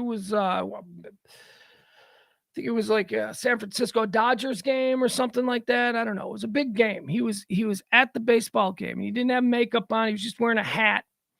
And he started trending. Tom Cruise, the possibly biggest A-list star in film of the last 50 years, Tom freaking Cruise. He started trending because somebody took a picture of him at the game, and he was trending because people were like, doesn't this guy look like Tom Cruise? It was Tom Cruise. Tom Cruise doesn't look exactly like Tom Cruise anymore. Tom Cruise looks like an older guy who kind of looks like Tom Cruise now. It's weird. So I don't know. So we started watching the first Mission Impossible, and it was handsome young Tom Cruise, and that led us into the other Tom Cruise. We watched Risky Business. Me and my kid. We watched Risky Business. All right. What else? What else is trending here? Okay. Here's what I can get into. I wasn't going to talk about this. I was actually going to mention this in a new segment that we were going to do on Radio Misfits, but it's trending right now. Guys, for some reason, over the course of the last week, I have consumed far more American Gladiator content than I ever thought that I would need to consume. There is a new 3 or 4 part documentary series called Muscles and Mayhem on Netflix that is about the history of the American Gladiators. And then there's this really, really well done. Not that Muscles and Mayhem on Netflix isn't well done. It's well done. And I saw it first and I enjoyed it. And I was like, that was very enjoyable. That was good. But then there's also like a 2-part, in both parts are 90 minutes. So it's like a 4-hour. There is a 2-part 30 for 30 that is new. That is also about the history of the American Gladiators. Now, I don't know if you're Gen X like me, American Gladiator, baby. That was, we were in high school, when we were in college, coming home, it was on late at night. Actually, it was on a whole bunch of different times. It seemed like it was always on. American Gladiators was insane. when it first debuted, it was insane. I fell off. I'm not going to say that I watched all 7 seasons, but the first couple of seasons, oh my God, with Nitro and Ice and Laser and Gemini, it was crazy. American Gladiators was a show where they took all of these roided out nutcases, and they were just crazy roided out nutcases. They dressed them up in leotards, and then they made them basically compete against regular contestants in feats of strength, in athletic feats. They had this thing called the joust, where they were up on these high little platforms, and they had these jousting pugil sticks, and they just had to beat the crowd. It was a great show. It was a crazy show. It was stupid. But, if you were a drunk college kid in 1990, American Gladiators was awesome. You were watching it. And it also started like great debates among me and my friends, because all of the gladiator girls, they were all attractive. They all had very pretty faces, but they were all also seriously roided out, and they were all like big. I always liked Ice. I thought Ice was really pretty. And then you drop down from her chin, and she had like Herschel Walker neck. She was just like massive. Anyway. So there's the Muscles and Mayhem on Netflix, which is a documentary series about American gladiators, and I watched that and I enjoyed it. And then I saw, oh my God, you mean there's another one? There's another full documentary series about American gladiators done by different directors, a different story, interviewing different gladiators and different people, taking a whole different approach. Yes, 30 for 30 did the American gladiator story. And I think it's new. I think it's recent. I think it's very recent. And it's so good. The 30 for 30 is much better than the Muscles and Mayhem on Netflix. And Muscles and Mayhem on Netflix is good. It's good. Muscles and Mayhem, I highly recommend it. You'll enjoy it. But then you got to then go and you got to watch the ESPN 30 for 30 documentary on American Gladiator. It's darker. It's a lot more. There's a lot more details, a lot more. It's very good. Anyway. Trying to think, they talk about everything. They talk about the steroids, they talk about the drugs, they talk about people getting, and there's so many of these dudes. There's like all of these gladiators now, they're all like in their mid-60s, and they are busted. Some of them are paralyzed on these dudes, man, they really got hurt. There was real injuries on this show, and there was no medical insurance. If you were a gladiator and you broke your neck, you had to pay out of pocket for that. And you got paid $25,000. The gladiators each made $25,000 for 52 episodes. 52 episodes in a season. $25,000, 2 episodes every day that they were on set. That means if you film the first episode and you tear your hamstring, you still have to participate in this. It's crazy. It is crazy. So there you go. If you're looking for something good to watch, I can highly recommend either the Netflix American Gladiator series or the 30 for 30 on ESPN. They're both really interesting. And they tried to bring it back, and they show how big it was all around the world. It wasn't just here. It was big everywhere. There was a Japanese gladiator, a Russian gladiator. The other reason you got to watch both of them is because it seems like there was a line drawn right down the middle in the Netflix documentary series, Muscles and Mayhem. The Netflix series interviews a whole bunch of people, and then and they make them seem like the most important people in the American Gladiator. And then the 30 for 30 interviews a whole bunch of other people that were hardly mentioned in the Netflix. And certain people who participated in the Netflix documentary wouldn't participate, like Ice and Laser and Nitro. They wouldn't participate in the 30 for 30. So 30 for 30 is more Gemini and Malibu and Johnny Lazar, who was, I guess, the guy who started it. Anyway, there you go. I've been enjoying that. Cameron says American Gladiator was his favorite show. Frank Smith says Tropic Thunder is Tom Cruise's best performance on screen. He's very good. Not his best. Magnolia is probably his best. If you ask me, oh man, Born on the 4th of July, Ron Kozik. Yeah, I'm thinking Born on the 4th of July might be his best. But he's so good in Tropic Thunder, Frank. Good call. Hold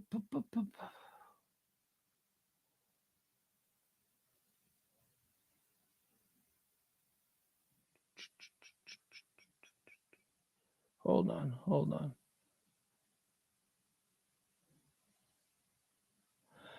Adam Reyna, in regards to Mission Impossible, he says he quit after MI2. All right. That's fine. I don't know if I'm going to have that luxury.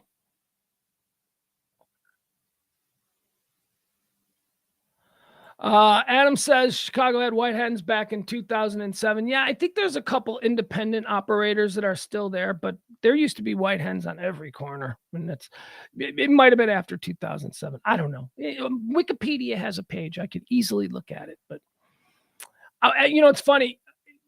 As I get older, like 2007 does not seem that long ago. 2007 was a long time ago. That doesn't seem that long ago. It just seems like, oh yeah, I remember 2007. That's how you start to get old. You start saying shit like that around young people who weren't even born in 2007. All right, let's go. Let's keep searching for other things that we can discuss. Okay, so this is something that we can discuss. I didn't want to. I don't really know how to discuss it because I don't know if this is that big of a deal. But are any of you guys even remotely familiar with this BBC scandal that's going on over there in England? It's a huge deal in England, and it's occupying a whole lot of.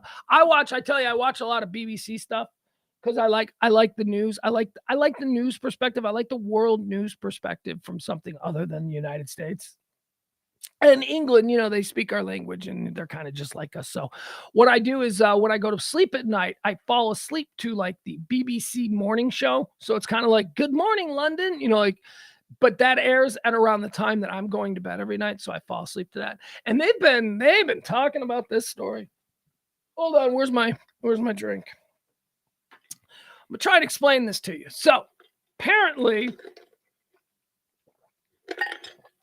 the BBC, which is the British Broadcasting Company, which is their nationalized network, the BBC. Come on, we all know the BBC. Well regarded, all corners of the earth. BBC has a thing called presenters. Presenters are what we call hosts. And there's a number. They do radio, they do TV. So they've got this sort of stable of presenters. And one very high profile and not being named BBC presenter is in a lot of trouble because apparently he likes young underage girls. And he's been sending text messages and dick pics and stuff. I don't even want to go that far because I don't even know. But let me see if we can bring you up to speed on this story. I wasn't prepared to talk about it today, but we did finish a little bit early. So, all right. So here's what it says. BBC presenter scandal. Young person's mother. Apparently there's a young person who is being sexed up. Young person's mother stands by claims after lawyer insists nothing inappropriate happened with the star. So again, we got to get you caught up on what all the details are. This is just the latest story. The unnamed male presenter who has been suspended has been accused of paying a teenager about $35,000 for sexually explicit pictures. Okay, so this is the BBC. They've suspended somebody, so they're not on the air. Why is the name still a secret? Don't you know who's not on the air? Aren't you like, oh, that's kind of a coincidence? The mother of the young person at the center of the BBC presenter scandal has reportedly insisted that she stands by her claims after a lawyer branded the allegations rubbish. In a letter to the BBC, the lawyer representing the young person. In a letter to the BBC, the lawyer representing the young person cast doubt on the Sun's story about the male star who has not been publicly identified, but is reportedly a household name in England. This is the big mystery. Hold on. All right, so let's click on this. Let's see what this is. This is why hasn't the BBC presenter at the center of the allegations been named publicly? Without public evidence and more information, news outlets wanting to name the star who has had allegations leveled at him could find themselves jumping over legal hurdles. Now, isn't this interesting? Because this is a big problem that I have here in America. This is a big problem. You know, where we, the unfortunate reality is you can accuse anybody of anything. And we have certain things in this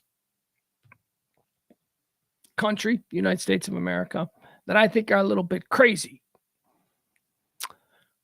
I don't like how if a celebrity presenter here in the United States was being accused of something terrible, that celebrity, his name is out there. He is out there. The accusations, doesn't matter if it hasn't been adjudicated, whatever. He is out there. He is a piece of garbage. The person who bring the charges, however, they get that cloak of anonymity. They get protected. And I understand what the thinking is behind that. It's difficult bringing charges. However, I think that here's what I'm not saying that we need to reveal the people who are bringing charges, but we've got to also do what they do here in England. We've got to protect the reputation of a person who's just being accused of something. We got to listen to the victims. Yes, we do. We've got to listen to them. We've got to listen. We've got to give them the respect. We've got to understand that this world is a very dangerous place and these kinds of things do happen. So we will listen to your story. However, we cannot continue to just absolutely destroy people because of a story. We will listen, but we won't necessarily believe. We'll weigh all of the facts on a case-by-case basis. Oh, I know that's hard because we don't like to do things case by case. We like to just have these simple little templates. If he does this, then he's that. No, these need to be case by case. England, they seem to do it. I'm sitting here and I'm like, well, I want to know who this guy is. But then at the same time, I'm thinking, no, this is what I'm asking for in America. I'm asking for people who are accused of terrible things to at least be shielded or granted the same level of anonymity that the accuser is, at least until it goes into a public court. Then fine. Courts can't operate in secret. So at that point, it all becomes public. But man, people just get destroyed. I'm sure there are people out there who I just associate with bad things. And those bad things were probably thrown out or whatever, but it doesn't matter. Oh yeah, I don't know what it is, but I think that guy did something awful back in 87. Without public evidence and more information, news outlets wanting to name the star who has had allegations leveled at him could find themselves jumping over legal hurdles. Since the news broke on Friday that a male BBC star had allegedly requested explicit pictures from a then teenager in return for cash, many people have asked publicly why his name has not been released. The answer is complex and invokes legal and editorial issues for news outlets in the United Kingdom.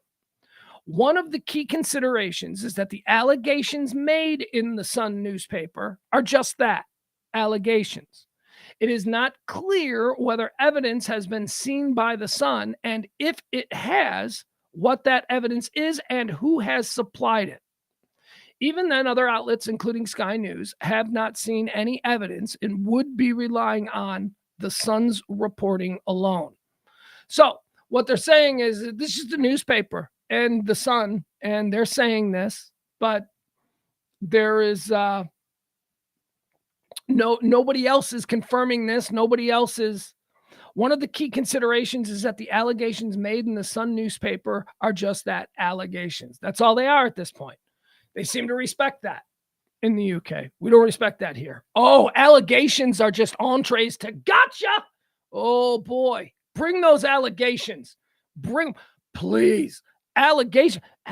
Trump is entirely fueled by allegations. That's all he does is make allegations and name names. Oh my God. And for the BBC bosses will obviously know who the man at the center of this is, and they have suspended him. But even still, they will want to thoroughly investigate the allegations before releasing his name. All right, so that's what he's accused of doing. Apparently, he's a household name, a big-time presenter. I'm sure people in England know, right? They're probably playing the guessing game. Big-time guy. Apparently, he was paying a teenage girl, to send him naughty pictures.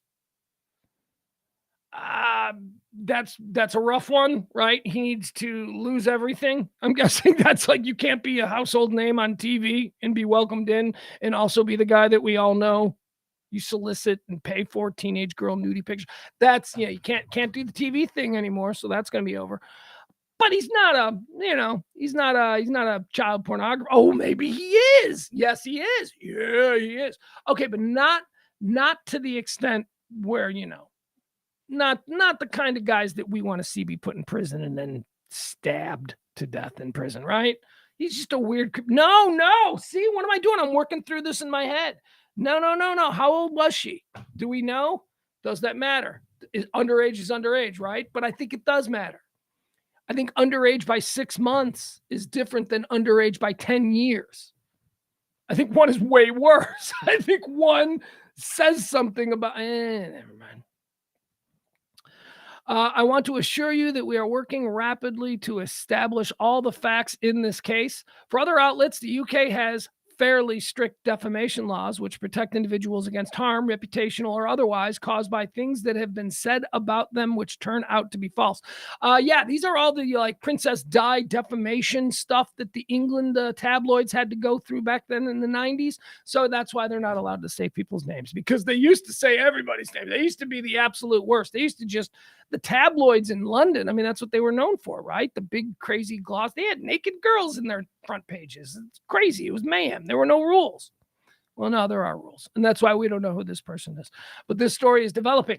All right, let's see. What else do we have? What else is happening in the world here?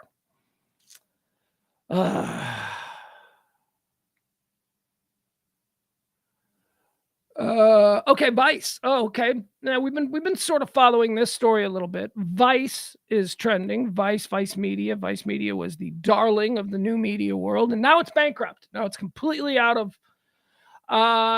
They blew it. You blew it. Vice completely shit the bed. They could have been a cornerstone of what new media looked like for the next 50 years, 100 years. But no, they blew it. They all bought a bunch of yachts and stopped trying to actually do things, got big, fat, bloated, bought out by big, fat, bloated companies, and they became completely boring. That's what happened with Vice. Vice senior staff writer Joseph Cox shared the eye-popping payments made to Vice media executives who, quote, led Vice directly into bankruptcy. Today at Vice, I was unable to pull a court record, which costs 10 cents, because the company isn't paying bills, protested Cox on Twitter. This is Joseph Cox. Meanwhile, so many execs, some which led Vice to bankruptcy, made between 700 and 900,000, including bonuses, at the time Vice was laying off much cheaper workers. It's worse than I thought. Okay, so let's look at some of these numbers. Cox attached several screenshots showing the compensation, including bonuses received by 4 Vice media executives. According to this is the looting of a sinking ship. This happens all the time with, any number of vice presidents, and they know the company's going down. This is what's happening with radio. Let me tell you something. This is what's happening with terrestrial radio. When you get in your car and you put on Kiss FM or the Fan or the Ticket or whatever it is, radio is owned by 3 companies, and all 3 companies, whether it's iHeart, Cumulus, or Odyssey, all 3 of these companies are teetering on the verge of bankruptcy. Some of them are ankle deep in bankruptcy already. So what's happening with radio is nobody underneath the upper management level is making any money right now. They are robber barons up there. They are stripping the ship of absolutely everything. They are paying themselves wild bonuses. Why? Because they know this is all going away very shortly. They know that their next job, if you're a 40-year-old mid-level media executive at Cumulus, Odyssey, or iHeart, if you're that guy, you're 40 years old, your career isn't done. You're going to move into something else, but you are going to ride this bitch into the ground, and you're just going to strip it. Bonuses and big parties and all of these kinds of things. That's what's happening with radio. And that's what was happening with Vice. They knew it was going down, so they just all started giving each other bonuses, laying off all the editors, laying off all the hourly workers, all of that stuff, just degrading the content and the brand just until it's, where it is now, completely in bankruptcy. And these guys are all, taking the summer to themselves on their yachts to decide what their next. It's always been the same. That's the way it is. But that's what's happening with radio. I need radio stations to fall back into private ownership. I need to buy a radio station. A one-off radio station. Run it like a one-off. Go to war with the other radio stations. Make it fun the way it used to be. Winning is everything. Go back to that mentality. Radio doesn't have that mentality anymore because winning isn't everything. It's about, all right, so we've got 15 stations in this market, so let's not have the easy rock station compete with the soft rock station. We don't want that competing with the adult rock station. You know what I mean? There's nothing good. Imagine if there were 15 radio stations in this town and they were all owned by different independent guys who wanted to beat the other guy because they all golf together at the same country club or whatever. But that's how it used to be, man. That's when radio was great. When there was something to victory at the local level, when there was competition, when there were wars, when there were, and look, I know that it's got to change because terrestrial distribution of content is a last ditch. It's basically, it needs to remain simply because when the entire, apocalypse starts to happen, we're going to need that way to communicate. We're going to need to communicate through the airs. When all the computers and all that shit go dark and we lose contact with all the satellites, because that's going to happen, we're going to need this. So can't go away. So what's it going to be? I don't know. I kind of miss radio. All right, let's see. Let's see, what else do we have? 2 minutes. I got 2 minutes to 2 o'clock. I don't want to quit the show before 2 o'clock. I promise you 2 hours every day. So yes, I do understand that we are sputtering. We are on fumes as we run out of today's show. There's just not a whole lot of news happening. It's the dog days of summer. Oh, I'm so tired of Trump news. Stop it. Let's see here.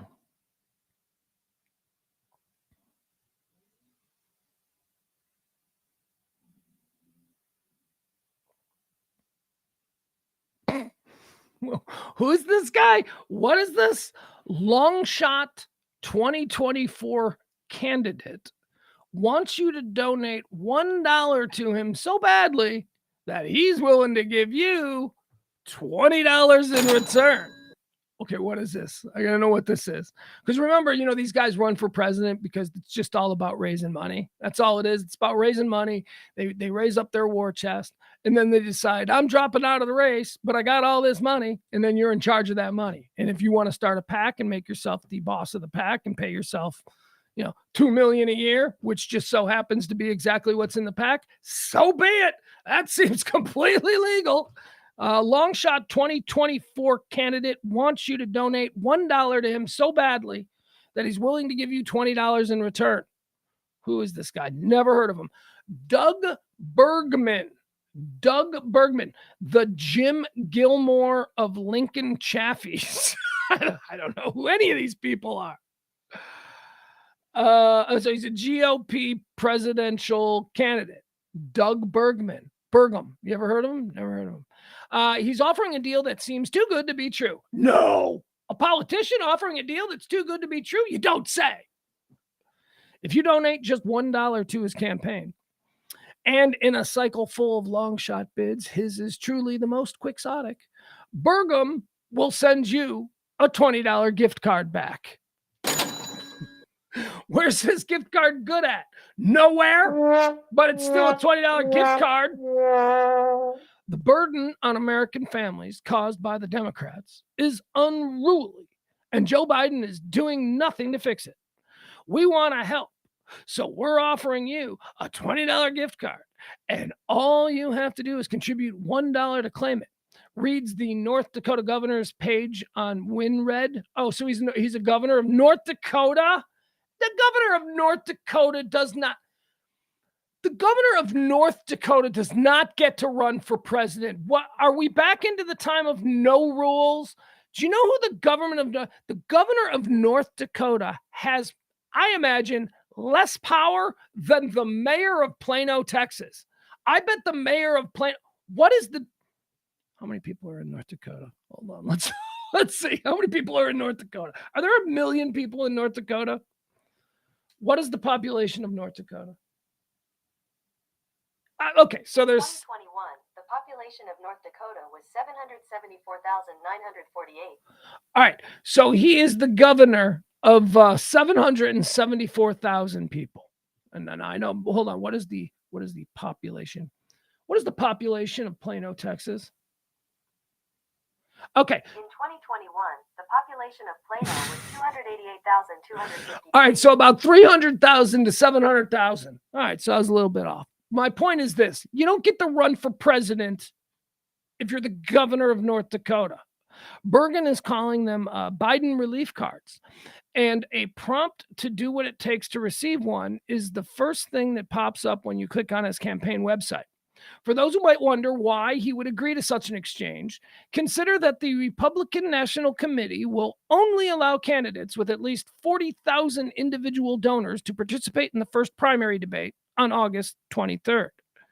I don't know what he's doing. It's a bullshit gift card. What can you use the gift card on? God, who cares? Who cares? He's a governor, though. So apparently we got to take him seriously, even if he's the governor of North Dakota, which is, what is the least populated state? Like, which governor is the one that, like, we totally...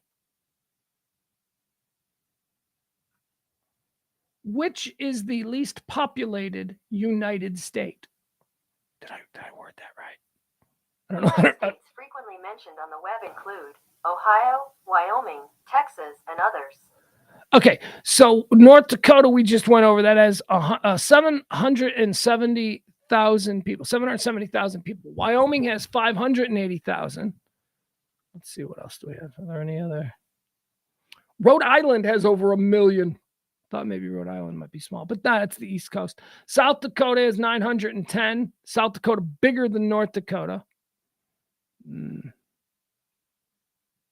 All right, I don't care, but I think we did find today's game. Today's game on Radio Misfits. We end each and every episode of Radio Misfits with America's favorite game show. Whose is bigger? We might just do state populations today on whose it's bigger. Yesterday we did IRS debt. Celebrities, we pit 2 celebrities against each other. You tell me whose debt to the IRS was bigger. We played that. Whose is bigger? We played that.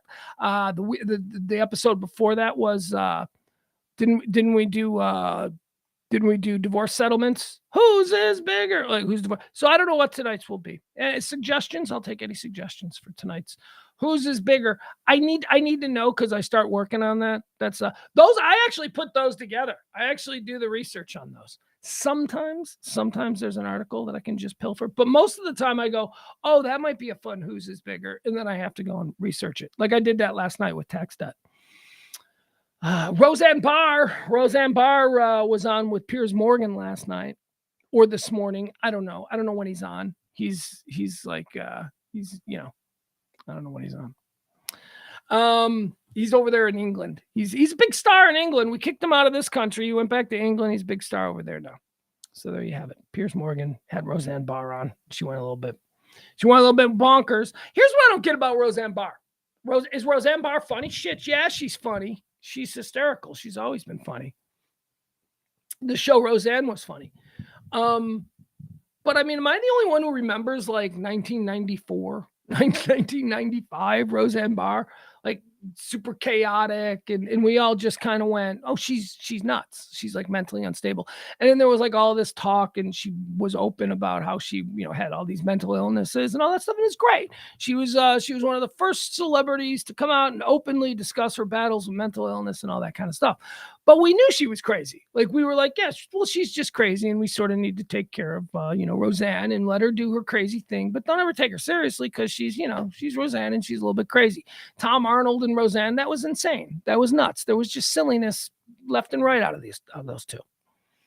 And then like 20 years go by, and a new generation, they start taking her seriously, and now people are like, Roseanne has always been a little bit crazy. So when Roseanne says stuff about what she's being criticized for and all that stuff, why are you acting like she's a former Secretary of State? She's Roseanne Barr.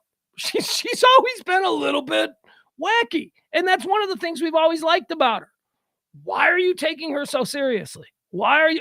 Well, here's why. Because there are a bunch of like lefties out there who like hear Roseanne saying this stuff, and they can't do what the rest of us seem to do easily, which is go, yeah, that's just Roseanne. I'm not really going to take that too seriously because, you know, I remember Roseanne from the 90s when I made a promise to never take anything Roseanne Barr says seriously. And here we are 20 years later. Never forget. Hashtag never forget. But it's like the lefties who are like, look at what Roseanne, stop it. Roseanne is not someone to be taken seriously. Roseanne is somebody to be laughed at because she's a funny lady. And she's a funny lady because she's kind of nuts. And that offers her a perspective to be funny in a way that the rest of us aren't. But she's nuts. And we've known this since the 1990s. So I don't know what Roseanne Barr did with Piers Morgan, but she is trending right now. And the lefties are losing their shit on her again. And it's like, what? She's Roseanne. Ugh. Let's see, what else do we have? No. Let's see. I'm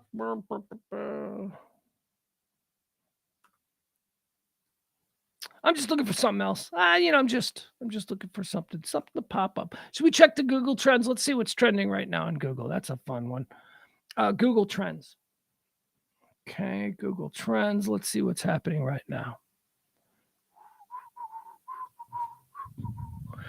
Let's see. Trending now. Powerball drawing is trending. Yeah, we talked about that. 7-Eleven Slurpee is trending. We talked about that. Lake Overholser. 2 boys are dead after being swept away by waters from an open dam at Lake Overholser in Oklahoma City. Ugh. Let's see here. Some Call of Duty stuff is trending. I don't know the first thing about Call of Duty. Timothy Chalamet and Hugh Grant are trending because Timothy Chalamet, apparently, you know about this new movie that's coming out over Christmas of next year? It's called Wonka, and it's basically a prequel to Charlie and the Chocolate Factory. You know, the Willy Wonka movie we all love, the one with Gene Wilder, and then the one years later with Johnny Depp. Both of them good, both of them different, both of them enjoyable. You don't have to like pick a side. Yeah, I only like the one with Gene Wilder, and the one with Johnny Depp absolutely sucks. Why do you have to do that? Why does one have to be like the greatest of all time and the other one has to suck? They're both good. They're different movies. Personally, I enjoy the Gene Wilder one because that one I saw when I was little, and that's mine, and that connected to me. And Gene Wilder is Willy Wonka. But because I had such an affection for the Gene Wilder Willy Wonka from the 1970s, I happily jumped right into the Johnny Depp version, and I enjoyed that as well. But it's not my Willy Wonka. So anyway, Wonka is a new movie. It's a prequel, and it stars Timothy Chalamet as the chocolatier. And it's basically a story about a young Wonka on the rise, a young Wonka before he built the magical chocolate factory. And here's what's interesting. So this is, let me show you. This has been trending. Hugh Grant, you wonder about the Wonka thing. You wonder, what's the deal? What's the deal with the Oompas, right? The Oompa Loompas. How's that going to be explained? Oh, the trailer. We got a trailer. Okay, so let's watch this trailer.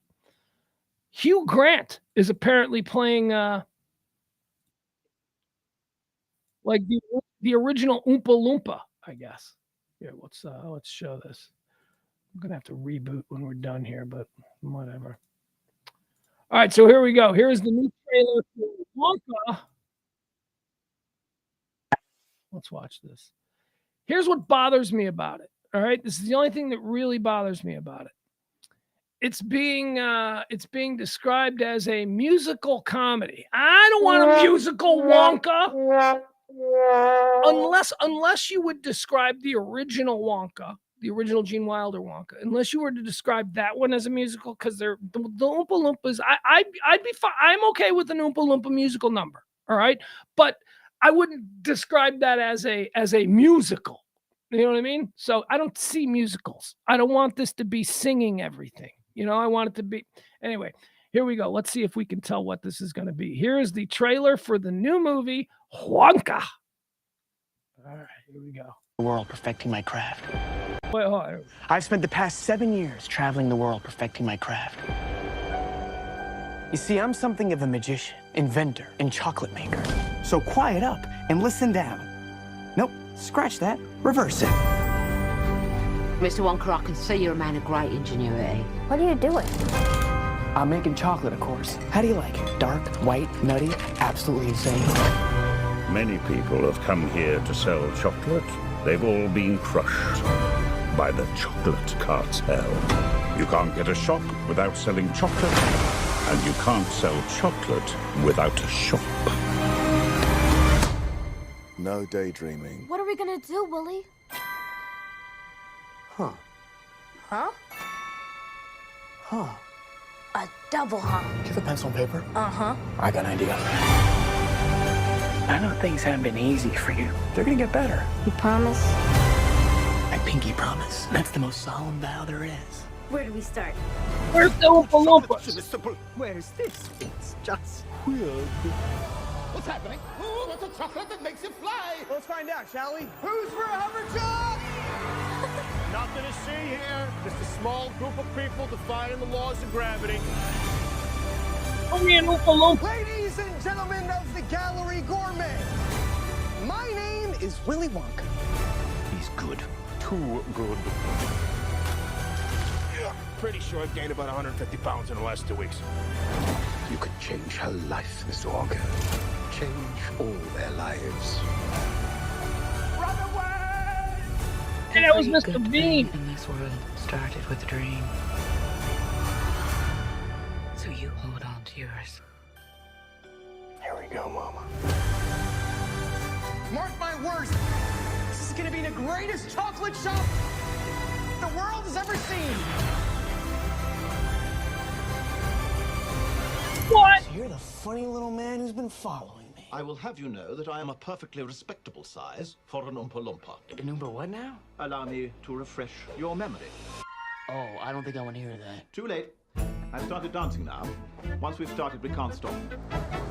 Ah, okay. All right. I like the Oompa Loompa origin story. I need to know more. That looks pretty good. All right, hold on. Let me do this real quick. Be right back.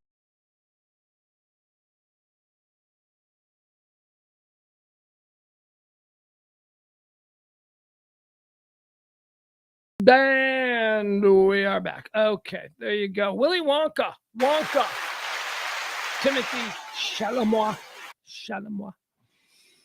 Let's see here. What else do we have?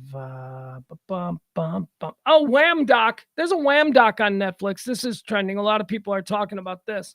I watched about an hour of the Wham doc. I'll go back to it. I liked Wham. I like George Michael more than I like Wham. Like Wham, when Wham came out, they were not like my thing. Like I heard Wham and I was like, what? Jitterbug? We do the jitterbug. We do the, you know what I mean? It was a little bit, I was like, at that point, I think I was trying to like convince the world that I was Mr. like the Clash and stuff. So Wham wasn't exactly anything that I was willing to embrace.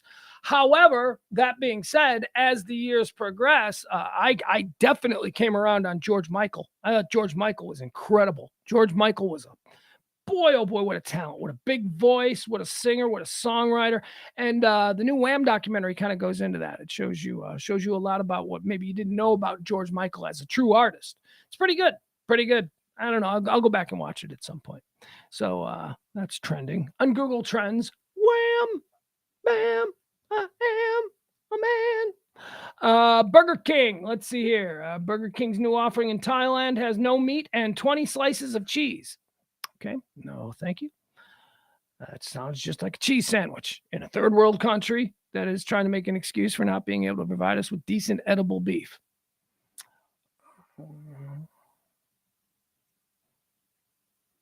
All right, this is good news. Good news for me, Formula One fan. Daniel Ricciardo is trending. Daniel Ricciardo has been without a ride for most of the season. It looks like he is going to replace Nick DeVries with AlphaTauri. I don't know what happened with Nick DeVries, but there you have it. If you're a fan of Formula One, if you're a fan of Formula One because of the Netflix series, then the star of season 1. That's what we're talking about, Daniel Ricciardo. He's getting a new ride with AlphaTauri.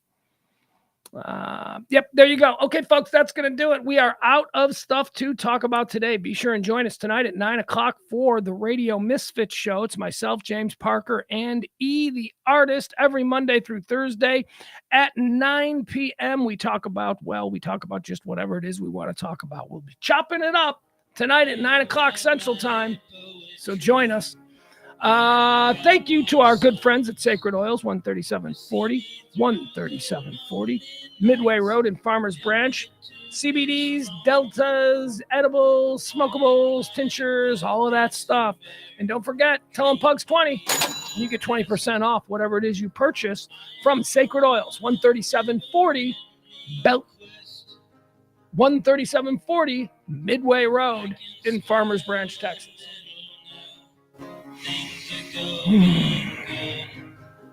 3 stages of wealth. I got to remember that. That's one of the things that I wanted to bring up on tonight's show. We'll see if we actually get to it. Thank you to everybody who hung out in the chat room with me today. Thank you each and every day. I do appreciate that. And that's going to do it. All right. Bye, everybody. Love you. See you tonight at 9. Bye.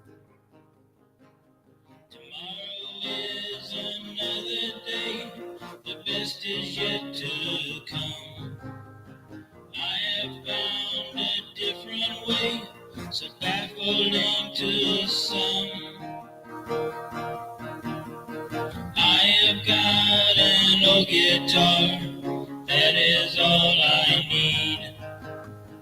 I don't need no 401, I don't have the greed.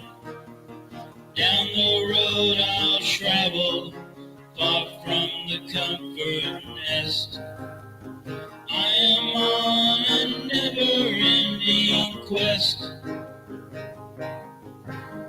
Tomorrow is another day, the best is yet to come.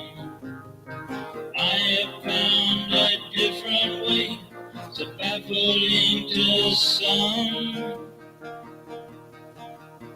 I can smile a little now, things are going good.